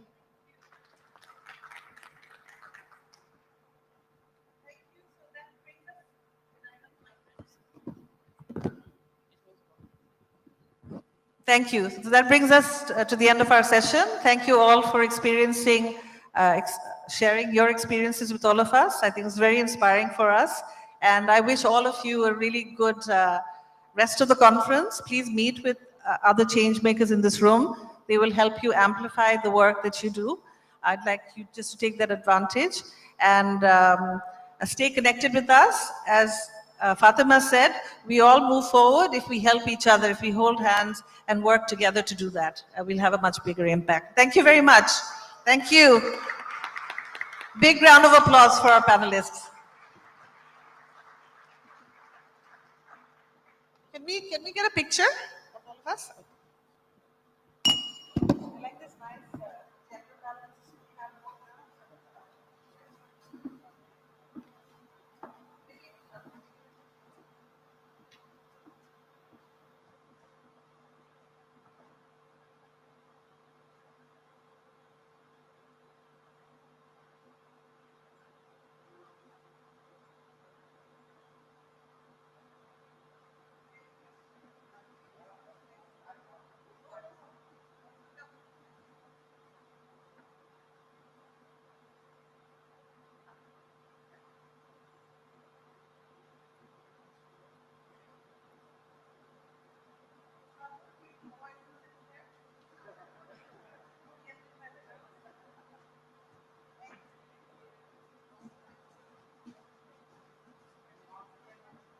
Can we once again have a huge round of applause for this wonderful plenary session?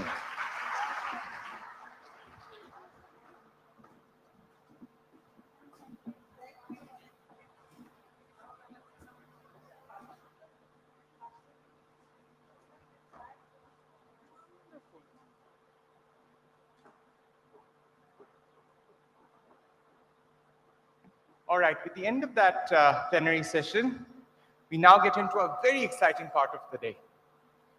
For the last 4 to 5 decades, Grameen companies in Bangladesh has been changing the landscape of various sectors, be it healthcare, access to finance, education, technology, the list goes on. The development of this nation and the way in which Grameen companies have been embedded is very difficult to separate. There are many, many initiatives we could spend days and months, I might dare say, showcasing, but unfortunately, we don't have that much time. However, there are still a few social business highlights which we must share with you before you guys leave. As a part of that session, we now move on to the social business highlights, announcements, and special messages. First up is the overview of Grameen Healthcare featuring Grameen Kullan. The presentation will be made by our very own AKM Moinuddin Chaudhary, Managing Director of Grameen Kullan Bangladesh. Moinuddin Chaudhary and Grameen Kullan are right now possibly the largest private providers of healthcare in terms of outreach. As you would have seen this morning as well, when the group chairman Muhammad Ashraful Hassan was doing his presentation, the significance of this company in outreach of healthcare. Could I please request my team to play the background music as I invite Moinuddin Chaudhary to take stage. Could I please have the background music? Moin Bhai, the stage is yours.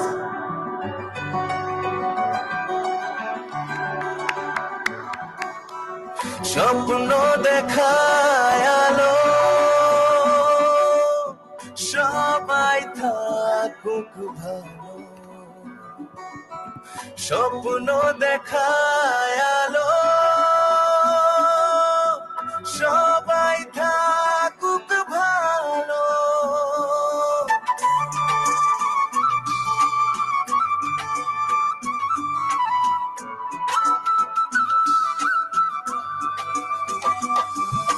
সবার সুখে দুঃখে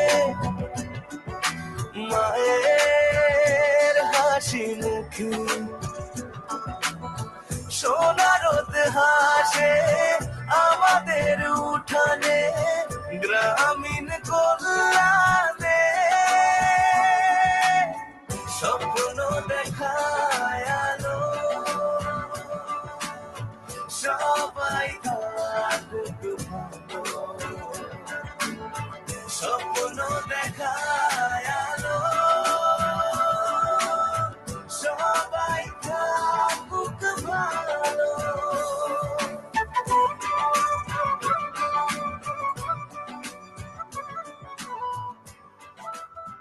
Good afternoon and Assalamu alaikum. This was our theme song of Grameen Kullan. I'm not going to speak much. Today we have a corporate audio visual. So I would like you to see the audio visual that will speak itself what Grameen Kullan is. Please watch that. Thank you.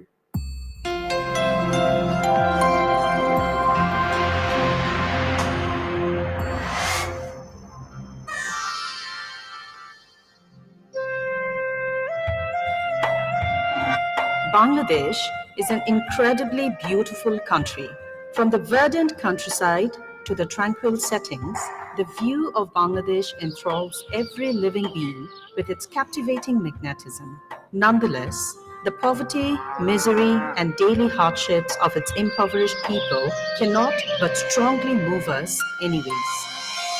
In the late 1970s, Nobel laureate Professor Muhammad Yunus recognized both the obstacles and the enormous potential of rural citizenry. Driven by this vision, he began to work closely with the people eventually starting the microcredit revolution with the formation of Grameen Bank in the 1980s. Although microcredit was instrumental in helping 70% of rural families escape poverty, a research conducted in the 90s found that 30% of those families still lived below the poverty line as a result of ingrained social barriers. Obtaining high-quality medical treatment is a major deficiency. Professor Yunus established the Grameen Trust in 1993 to tackle this issue. He introduced primary healthcare in 8 rural centers. He founded the non-profit organization Grameen Kullan in 1996 in accordance with the Companies Act. Its mission is to provide low-cost, high-quality healthcare to rural disadvantaged people and to empower them economically. The mission of Grameen Kullan is to ensure that people in rural and urban regions have access to affordable, high-quality healthcare that is driven by technology. With the dictum, "We are beside you in your healthcare" as its compass, Grameen Kullan follows the 7 principles of Professor Yunus's groundbreaking social business endeavor. Currently, Grameen Kullan operates 143 healthcare centers spread out over 4,982 villages in 32 districts, which are further divided into 15 regions. Included in its expanding network are more than 70 MBBS doctors, over 200 registered diploma in medical faculties, 50 or more paramedics, 143 trained lab technologists, 58 sonologists and sonographers. At the grassroots level, approximately 600 committed health assistants provide care to more than 750,000 patients yearly and educate and inform approximately 7.8 million people about health issues. For many rural households, Grameen Kullan represents a beacon of hope. The results are clear. 80,000 plus individuals covered by micro-health insurance, 110,000 ultrasound scans, 500,000 pathology tests, 7.5 million primary care visits, 30,000 telemedicine consultations, 200,000 school-aged children screened, 25,000 plus immunizations. To ensure quality healthcare, promising initiatives have been taken by Grameen Kullan as they further plan to increase the number of healthcare centers to 300 from the present numbers. Besides these, they are piloting to build 2 150 to 200 bed eye and general hospitals. It will be further spread to different districts gradually. The purpose of these projects are to provide quality healthcare to the grassroots people at affordable costs. With the use of digital reporting and skilled technicians, every health center is able to provide high-quality lab testing. These tests include over 28 different kinds of hormone tests and 35 different pathology procedures. The cataract program, run by Grameen Kullan, is currently expanding its reach to regions like Tangai, Savar, Kumilla, Jobra, and Potuakhali with the objective of providing affordable eye treatment. To be noted that inaccessible communities can have access to specialist medical advice through telemedicine consultations. In Bangladesh, where the medical expenses incurred are 73% as out-of-pocket expenses, Grameen Kullan helps afford decent care as it pushes in also making a significant impact in the fight against poverty. In addition to empowering a competent workforce and lowering unemployment, it is venturing towards Professor Yunus's 3-0 world goal of a society free of poverty, unemployment, and carbon emissions. Reinforcing its humanitarian commitment, Grameen Kullan has stood with the people in times of calamity, providing emergency care and rehabilitation services, whether it be floods or the COVID-19 pandemic.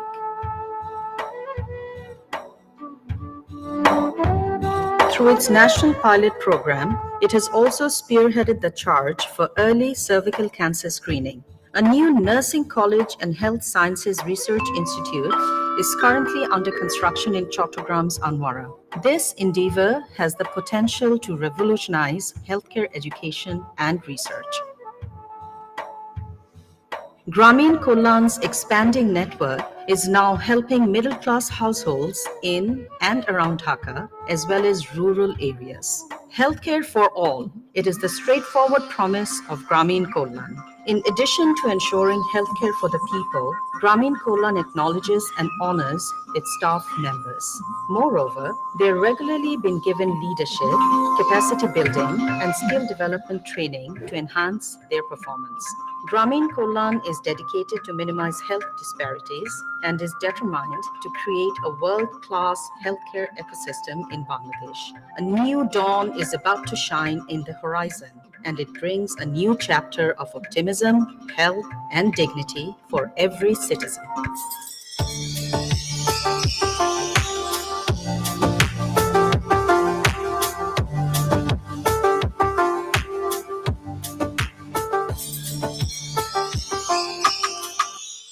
Thank you. So this is what is Grameen Kollan. You're welcome to partner with us, collaborate with us. This is the platform where we always want to work together. So if you have any questions, we have our website, grameenkollan.com. Straight away get in there and please send us your emails. We are always open to answer. Thank you very much.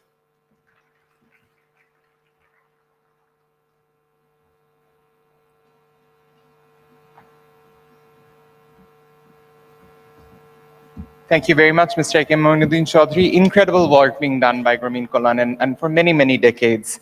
And I believe that's been aptly captured by both the corporate video and obviously that great background music which has been created.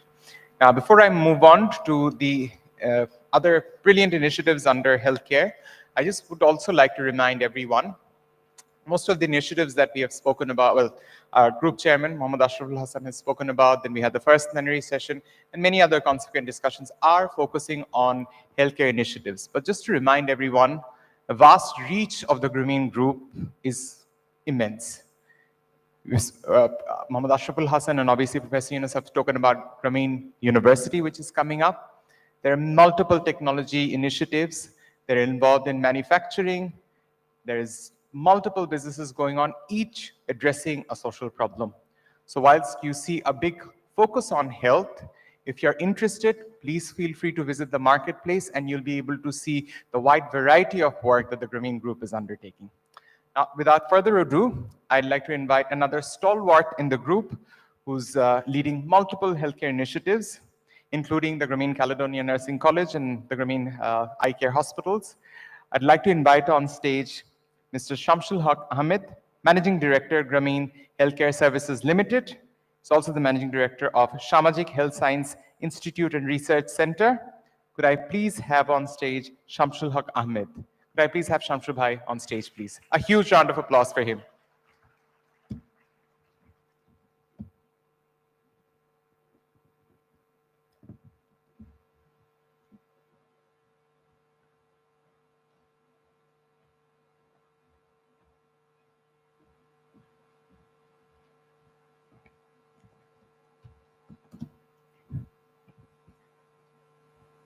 Honorable Chairman, Grameen Group, distinguished guests from home and abroad. Very good afternoon to you all, and it's my great privilege and honor to stand before you to deliver my presentation. During my 5 minutes of presentation, I will be focusing upon the Grameen healthcare activities, a little about past, some about present, and more about future. So that's how we have made this presentation, and I would like to run through my presentation. So now you can see the title, The Journey to Becoming the Largest Eye Care Chain in Bangladesh. So by the time I end my presentation, we'll find some justification of this title. So let's run through the presentation first.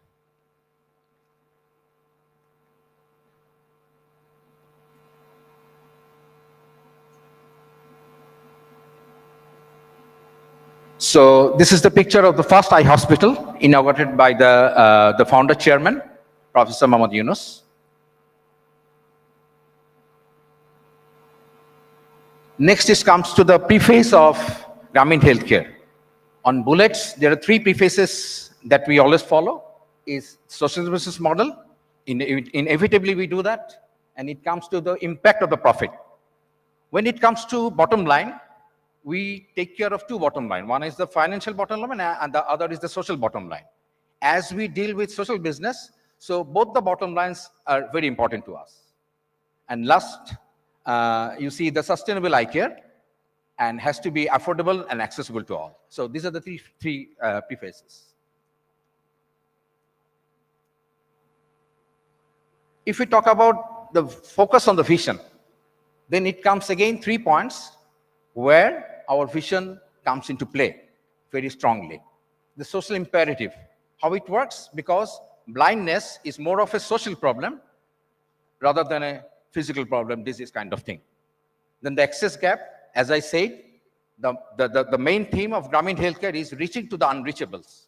That's how we do, that's why we strategize our operations. Last is the silent killer.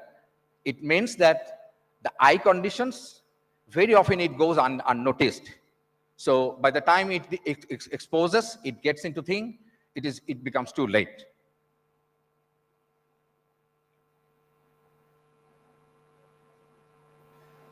Then as I said, blindness, is it a social problem? Yes, it is. I do not read out all the numbers here, but the picture is very scary. You see 750 adults and 40K children are suffering from blindness, and 42.5% of the people over 30-year-old suffering from refractive errors. So this all indicates that it is heavily coming under the social problem part of it.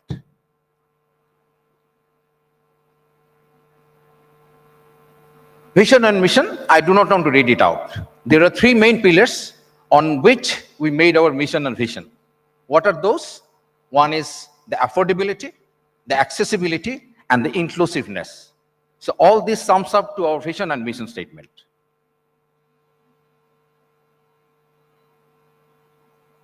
Values, we do follow 5 values, and in all our deeds and acts, we make sure that these are heavily practiced. End of the day, we want to be a very much value-driven organization.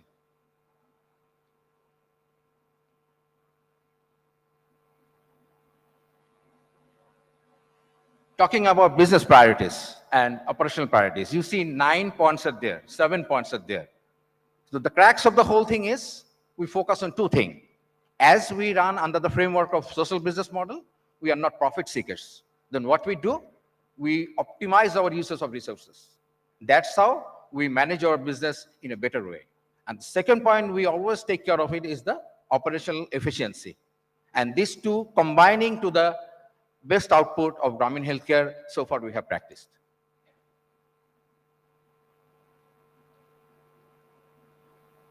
Of course, needless to mention, these are the principles we follow. Now I come to the present. This is the present footprint you can see of Grameen Healthcare. The dots are explaining their positions in different parts of the country.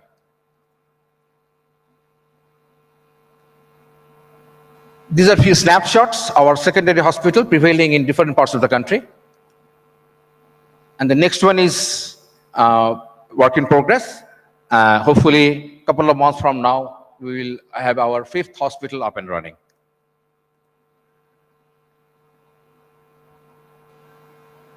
Services at a glance, you can see as of today, we have 4 secondary eye care service points. We have got 19 primary eye services and 1 eye health technology institute.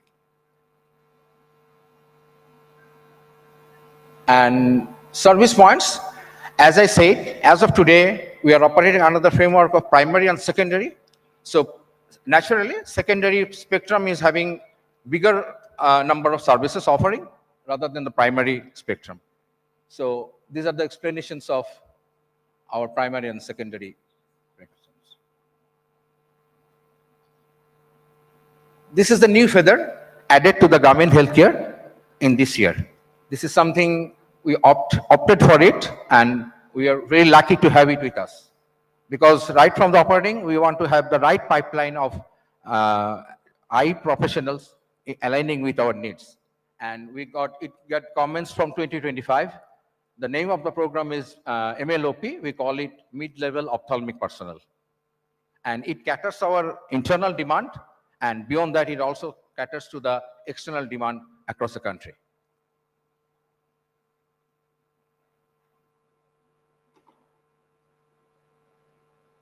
This is something we really care about, the contribution to the community made by Grameen Healthcare Services as of today.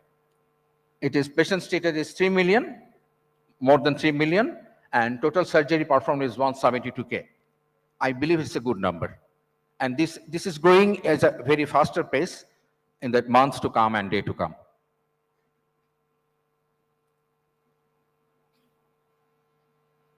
A small touch-up on our HR highlights.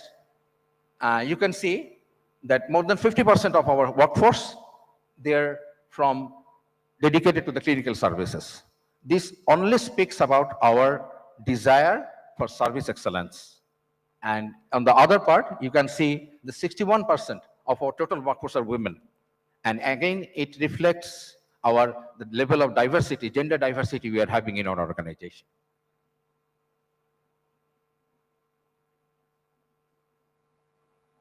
This is summing together our present capacity in different hospitals. I do not want to read it out because we have got time constraints. So you just have a look at this.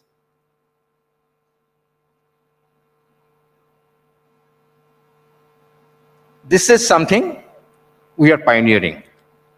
And thanks goes to our patrons, those who are helping us to achieve this goal. This is something new concept we are approaching gradually, and will be next couple of months, this will get materialized. And what is this all about? This is all about a green primary eye care. And it has got 5 salient features to focus. One is, it is absolutely renewable energy source, like solar panel, etc., etc. Then it comes women empowerment priority, gets along with it. AI-based diagnosis. Then it comes to real-time video consultation. And eco-friendly design aligns with our 3.0, World of 3.0 concept.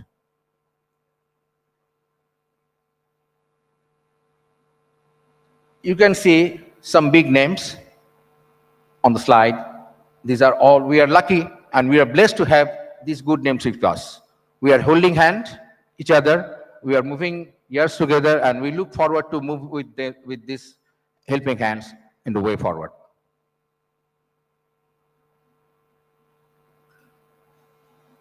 So there is always a vision under a vision. So we have a vision on a broader aspect, and we have recently exercised another vision, we call it Vision 2032. And what it speaks about, I share salient features of this vision.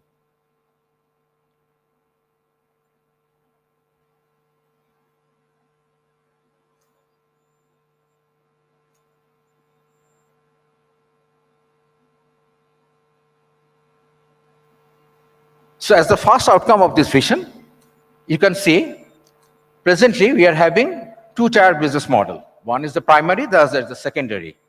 And Vision 2032, this Grameen Healthcare will be evolving itself into a 5-tier business model.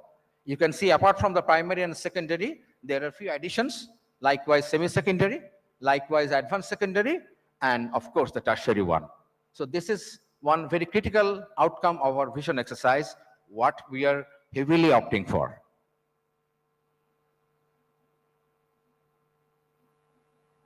Next, you see the numbers. This number speaks about our outcome in Vision 2032. We see 48 primary eye care centers, 12 semi-secondary, 4 secondary, 4 advanced secondary, and 1 tertiary. And these all makes in 2032 to become the largest eye care chain in Bangladesh. That's what we are dreaming. We dream big, we think big, and we have the confidence that we will be approaching this goal with all-out effort from all corner of the organization. So that's why I was telling that at the end of my presentation, we will have some justification of making the title of today's presentation. So with this, I would like to sign off. So thank you very much for your patient hearing, and I look forward to your more engagement in the upcoming sessions. And thank you very much for your again. Thank you.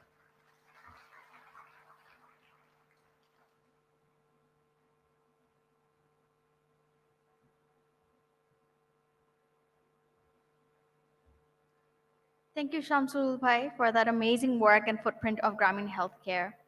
It's now time to turn to yet another exciting innovation in healthcare.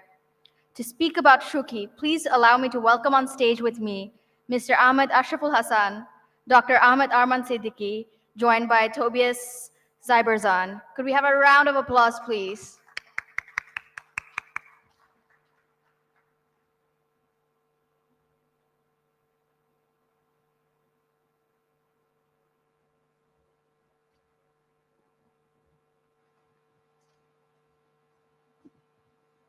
Hello, everyone.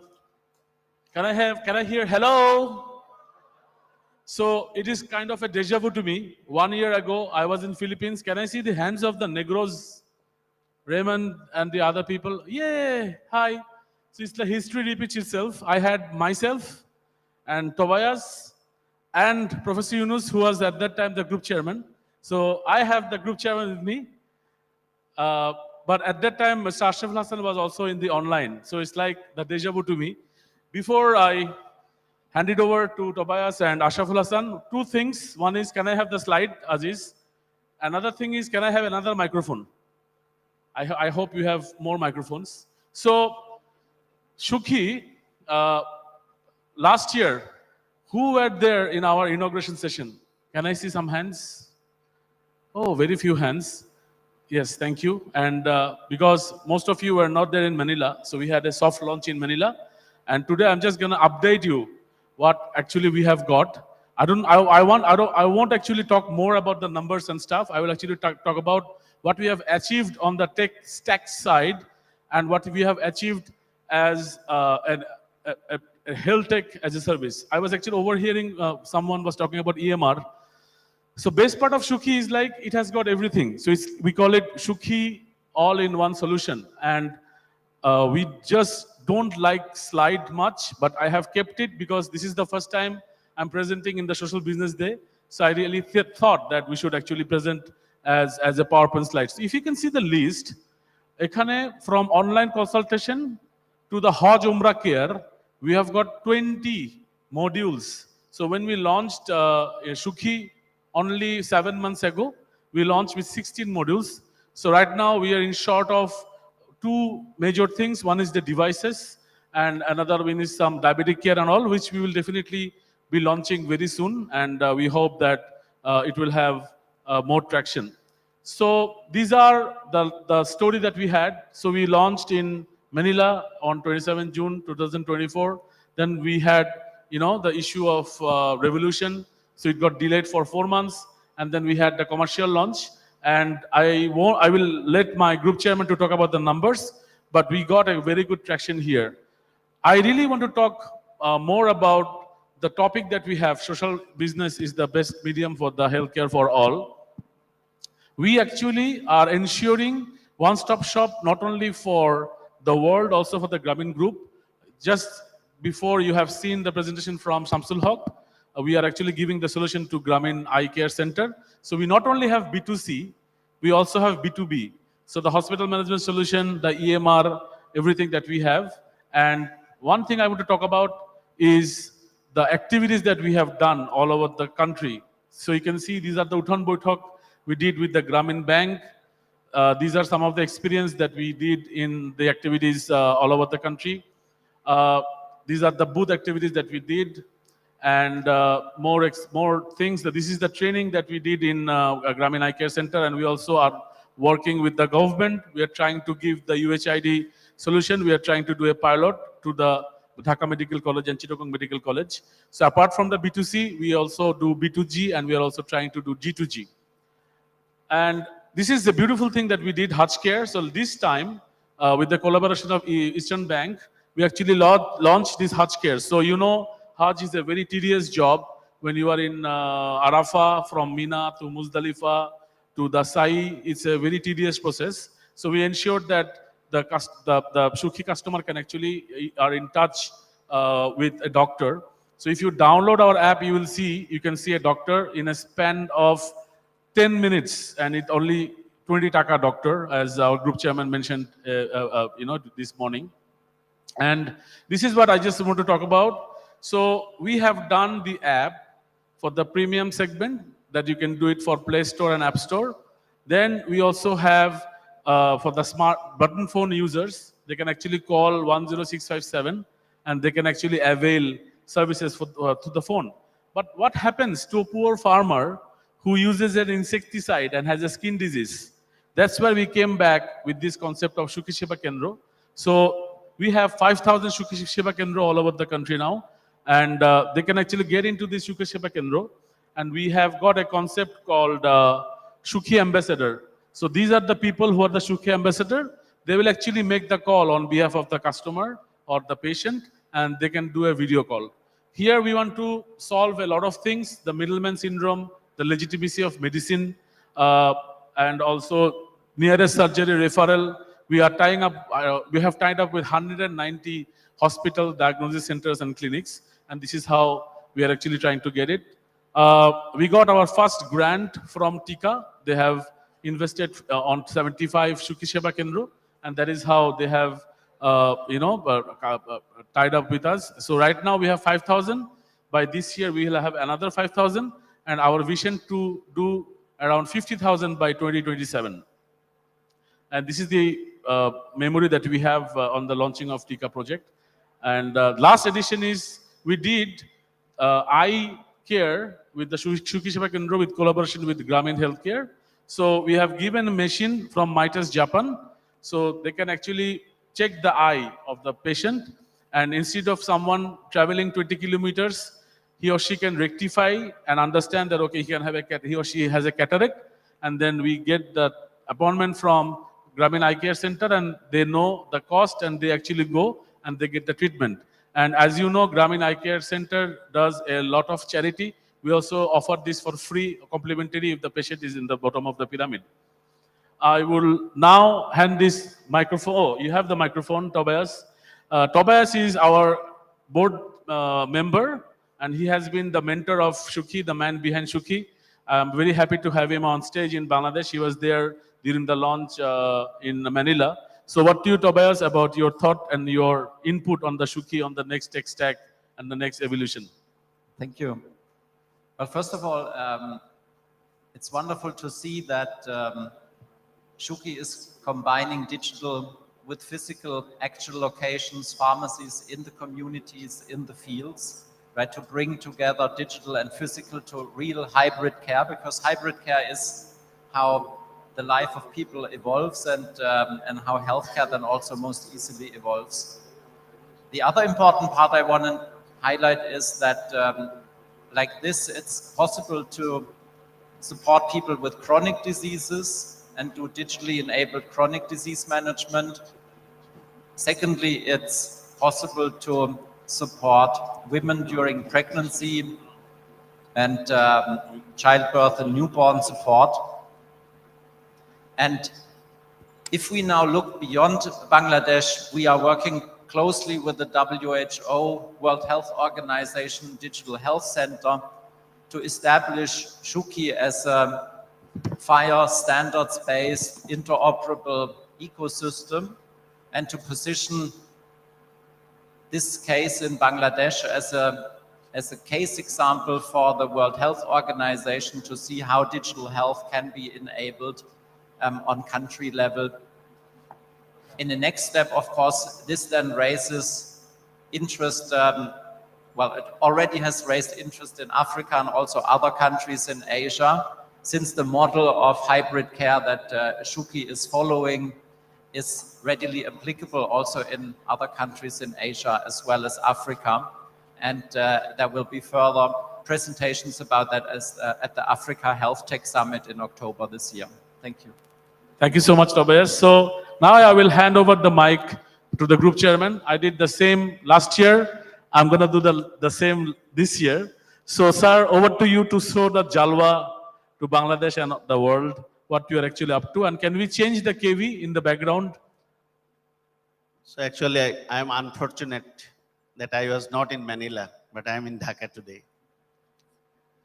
So actually, today I'm really happy to see the result of Shukhi, to see the number. Actually, this is a very challenging project for us because we have a, bitter experience with digital health. But now we are seeing the light in the tunnel. As you see, the 2.8 base already we have, 2.8 million and 1.4 million already paid user and 68,000 call already generated, video audio call. The people in rural area, they can get the service through our 5,000 Shruki Seva Kendra. And we are planning to set up 50,000 Shruki Seva Kendra within 2 years. So now the team is doing great job for local. Today, we are declaring global launching, covering 13 million NRBs living abroad. Let's watch and enjoy the video. Can we have the... It might seem crazy what I'm about to say. Sunshine, she's here, you can take a break. I'm a hot air balloon that could go to space. With the air, like I don't care, baby, by the way. Because I'm happy. Clap along if you feel like a room without a roof. Because I'm happy. Clap along if you feel like happiness is the truth. Because I'm happy. Clap along if you know what happiness is to you. Because I'm happy. Clap along if you feel like that's what you want to do. Here come bad news, talking this and that. Well, give me all you got, don't hold it back. Well, I should probably warn you, I'll be just fine. No offense to you, don't waste your time. Here's why. Because I'm happy. Clap along if you feel like a room without a roof. Because I'm happy. Clap along if you feel like happiness is the truth. Because I'm happy. Clap along if you know what happiness is to you.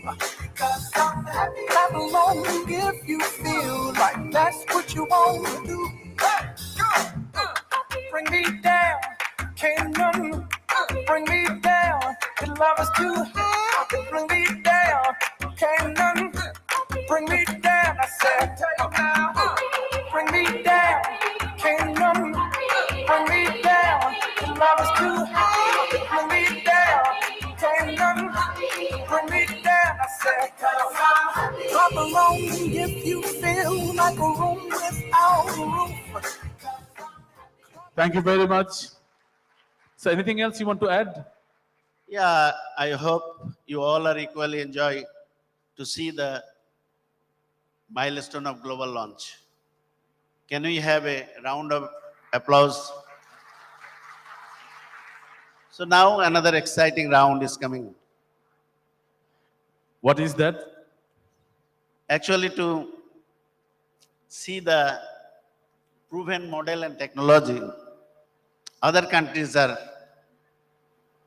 now interested to replicate the same in abroad. So first country is Nepal. So can we have the Nepal team on the stage, please? Let me call the name. Mr. Shankar Manshrestha, the chairperson, Mr. Satish Shrestha, the director, and Ms. Sujata, senior assistant manager. With that, the able team, this was not possible without the best team that I have with me. Solomon Russell, CBO and CTO of Grameen Health Tech. Hasibul Hassan, CMO Grameen Health Tech. Barrister Ahmed Rakib Malik, Head of Legal.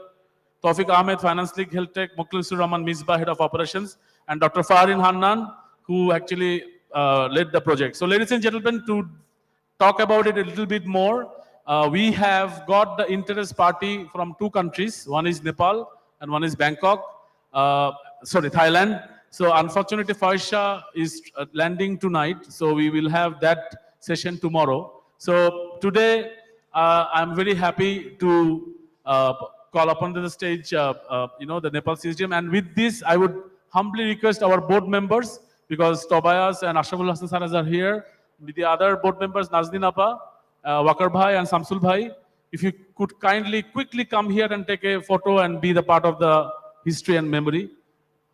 Yes, Wakar Bhai and Nazdin Appa, Nazdin Sultana. So this is going to be a great moment that we want to capture.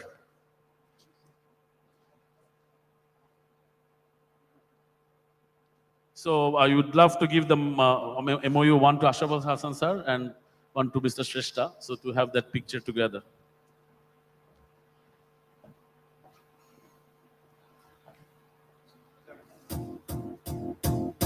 It might seem crazy what I'm about to say. A round of applause for this great milestone, please. I'm a hot air balloon that could go to space. With the air, like I don't care, baby, by the way. Because I'm happy. Clap along if you feel like Some little words for this, a little word from you, Mr. Shrestha, on this MOU.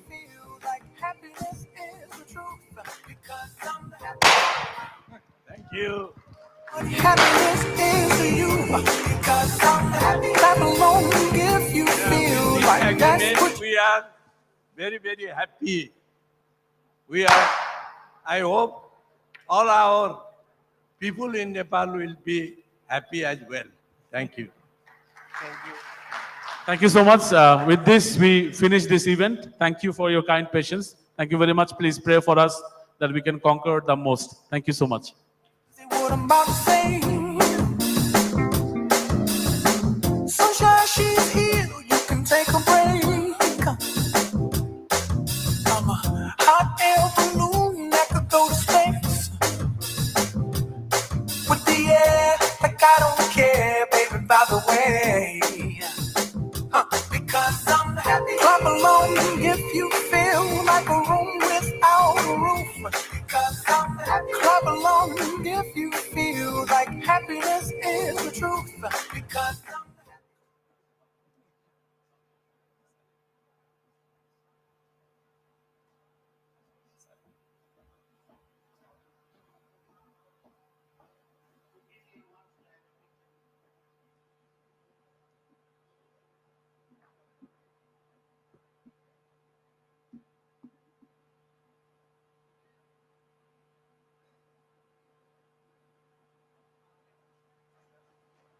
Thank you so much. I hope you all had an enjoyable time. Could I request Dr. Arman and Tobias and Sir? Yeah, Ashraf, sir. Could we request you back on stage? Ashraf, sir, could we have you back on stage, sir? Yes. Could we have another round of applause for the global launch for Shuki, please? I remember the launch when I was in Manila last year. So honestly, it's hard to believe so much has been achieved in just 1 year. And super excited for the next amazing work that we're going to hear about. So over to you, Dr. Arman, to take it to the next session. Yeah.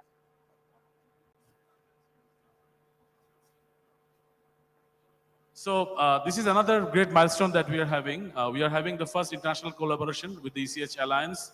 I would like Tobias to actually present this, and then you will be able to know what is this collaboration all about. Over to Tobias. Thank you. I'm extremely pleased to announce that the Connected Health Alliance, which has been active in about 80 countries so far, and Ramin have agreed to launch the first health ecosystem in Bangladesh as part of the Connected Health Alliance. I'll quickly introduce the Health Alliance. Do we have slides about the Health Alliance, or shall I do it verbally? Yeah, here we are.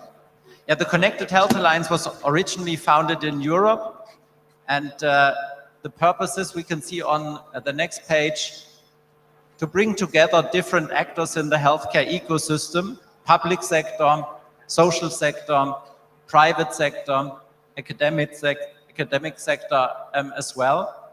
They connect and convene the different players in the ecosystem, and then they also help implement and accelerate healthcare innovations. So they not only have country ecosystems, of which they have 80, they also have thematic ecosystems, for example, about cancer or women's health as well, of which there are 15 in total. Overall, there are more than 1,000 organizations part of the Connected Health Alliance, and that includes more than 30,000 individual healthcare experts. They not only bring together people in the ecosystem, they also help match the need for healthcare innovation with supply of innovation. And they've done that quite extensively in a whole set of countries. One example would be in Spain, where they are working closely with the Ministry of Health on their digital health agenda, and they connect the demand for innovation with solutions and innovation that is out there. Here, just a quick overview of the different ecosystems that already exist. You can see South America, North America, Europe, Africa, Asia, and I'm very happy to hand the microphone to Ashraful to officially inaugurate the ecosystem for Bangladesh. Before that, could we have the video of their Andy Blyton? Yeah. Hi, I'm Andy Bleeden from the Global Health Connector. I'm a communities director, and I'm delighted to be working with the Grameen Institute and Shuki to launch our latest ECH Alliance ecosystem in Bangladesh today in Dhaka. Good luck for this, and I look forward to the launch of this ecosystem later this year. Thank you so much, sir. May I request you to declare the launch? Just I can say only one word. I hereby declare launch ECH Alliance in Bangladesh. Could we have a round of applause, please?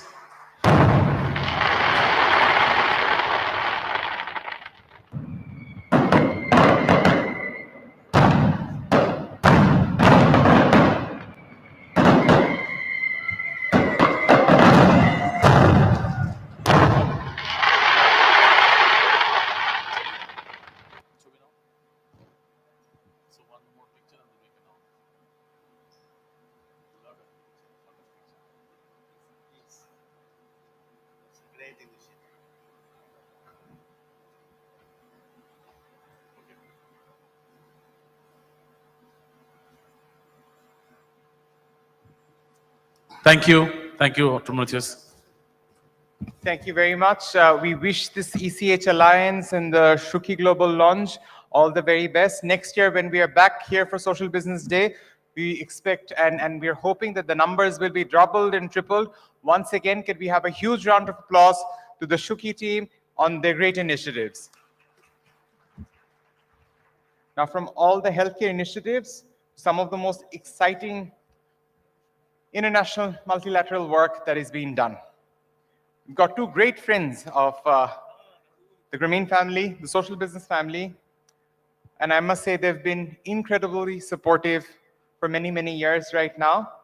They've had a very catalytic role to play in placing social business at the United Nations General Assembly.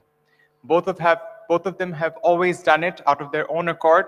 They've pushed the boundaries and have made sure for the past many years, social business gets a place at the UN General Assembly.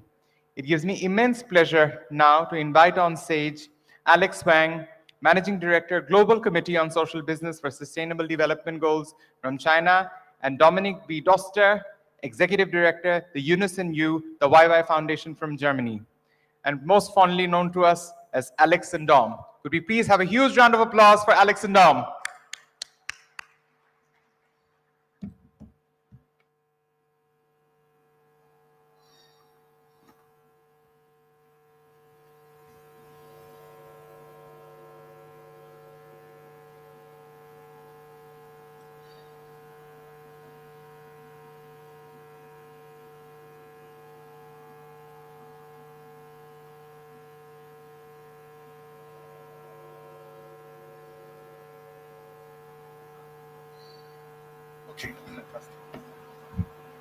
Assalamu alaikum.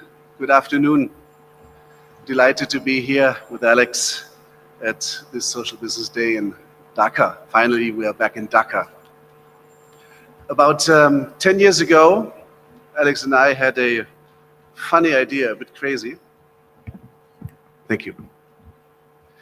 Based on something Professor Yunus said. And I quote,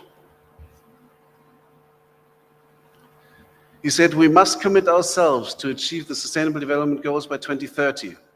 The most dependable way to do this is apply the methodology of social business, involve the creativity of youth and the power of fast-changing technology." And we thought, let's bring this to the UN level. Let's bring this to the United Nations, and let's create an event for the youth. So we formed the Global Committee on Social Business for the Sustainable Development Goals. This is Youth Think Center, this is the Yunus and You, the Wire Foundation, with the Yunus Center here in Dhaka. So we wanted to invite the youth to give them the floor at the United Nations to present their social business ideas, concepts, and projects, and show to the world what they've been doing and what are they about to do. Next. In order to achieve this, we invited partners to join us in this mission. So we had several United Nations agencies and, of course, countries that supported us in our approach. Next. And this is actually an image from the last year, and for the first time, this was in September 2024, Professor Muhammad Yunus, Chief Advisor of the People's Republic of Bangladesh, His Excellency, he graced us with his presence and held the keynote, as he did every year, formally in his capacity as SDG Advocate of the United Nations and as Nobel Peace Laureate, this time as Chief Advisor, and it was highly appreciated by other high-level guests and the youth present. I give over to you.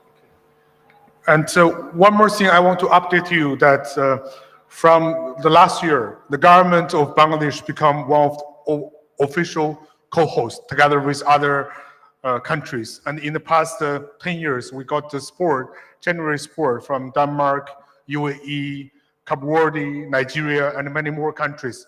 And this year, we will organize in the UN General Assembly high-level week and in the UN headquarters, together with many more countries. And this will be over 10 years celebration and also will be historical event.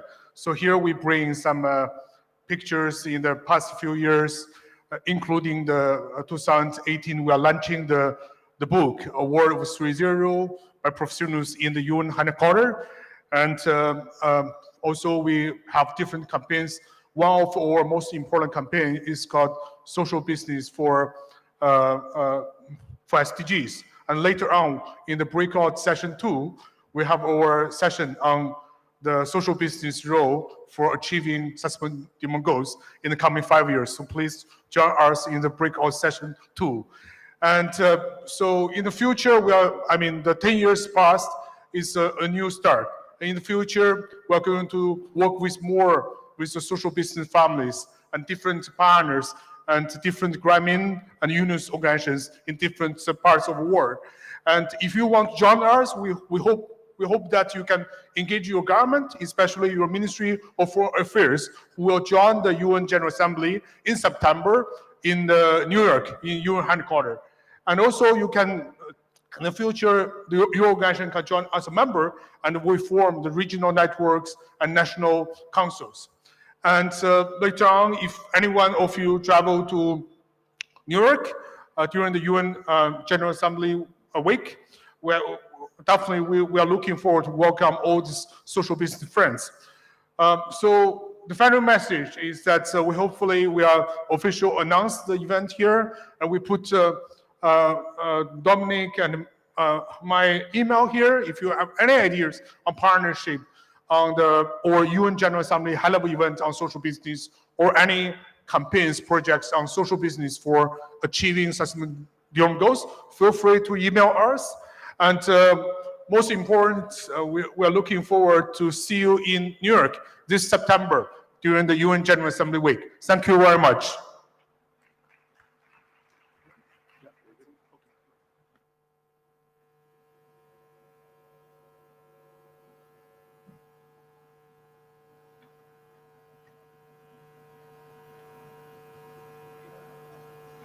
Ladies and gentlemen, with this, we end our sessions for the main stage. However, we've still got an enriching number of sessions going on. After this, we'll take a very, very brief recess. I know people have been sort of almost going out to the lobby area, grabbing a bit of snack and your tea and coffee. So I wouldn't want to break away. Everyone's got their attention set.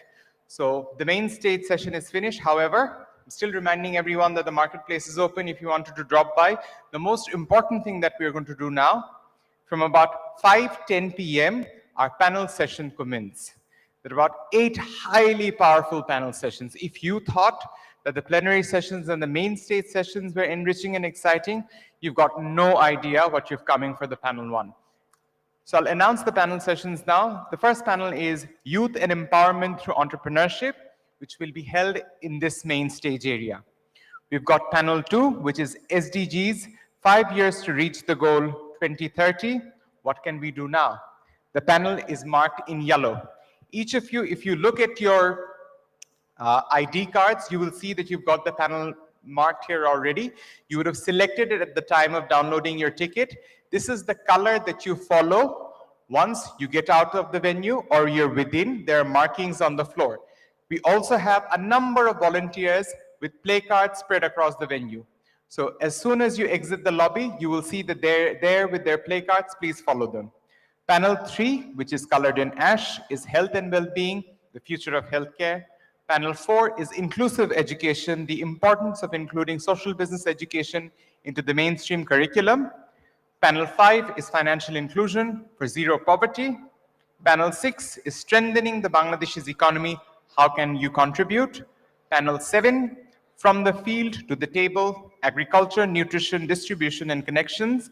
And finally, Panel 8, Business for Goods, Engaging Corporates to Build a World of 3 Zeros. So panel 1, marked in dark blue, panel 2, marked in yellow, panel 3 in ash, panel 4, a bit of teal, panel 5 is light green, panel 6 is black, panel 7 is pink, and panel 8 is green. As again, announcing that panel 1 will be held here. As you make yourselves out into the lobby, you will see the volunteers have a lot of play cards. Please join them. The panel sessions will be held between 5:10 p.m. to 6:40 p.m., followed by lunch, which will be at 6:45 sharp. Dinner will be held from 6:45 sharp. Please make sure you are all ready to board your buses by 8 p.m. These are very important announcements. Once the panel sessions are over, you head straight into dinner, which is right behind this main stage area. I know some of you have found it a little difficult to locate these areas.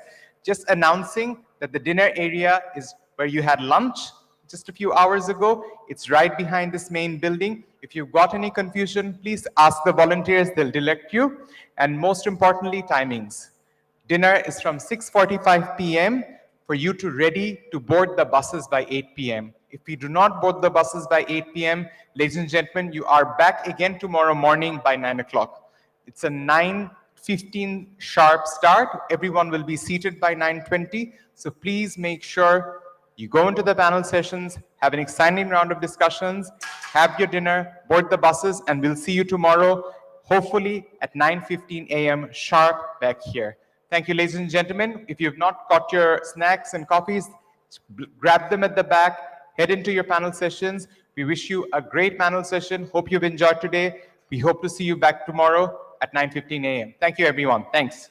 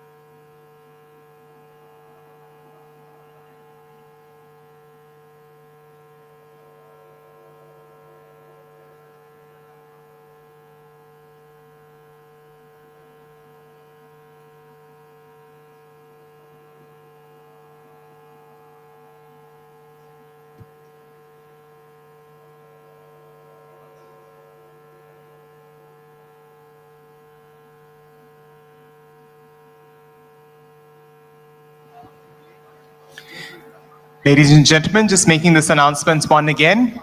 Panel 1 is colored blue. Panel 2 is colored orange. Panel 3 is ash. Panel 4 is light blue or teal. Panel 5 is light green. Panel 6 is black.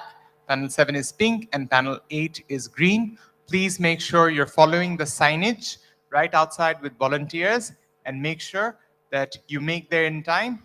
Remember, the panels will start almost in about 2 to 3 minutes. Please make sure you're there and enjoy the panels, followed by dinner at 6:45 p.m. Ready to board the bus by no later than 8 p.m., please. Thank you.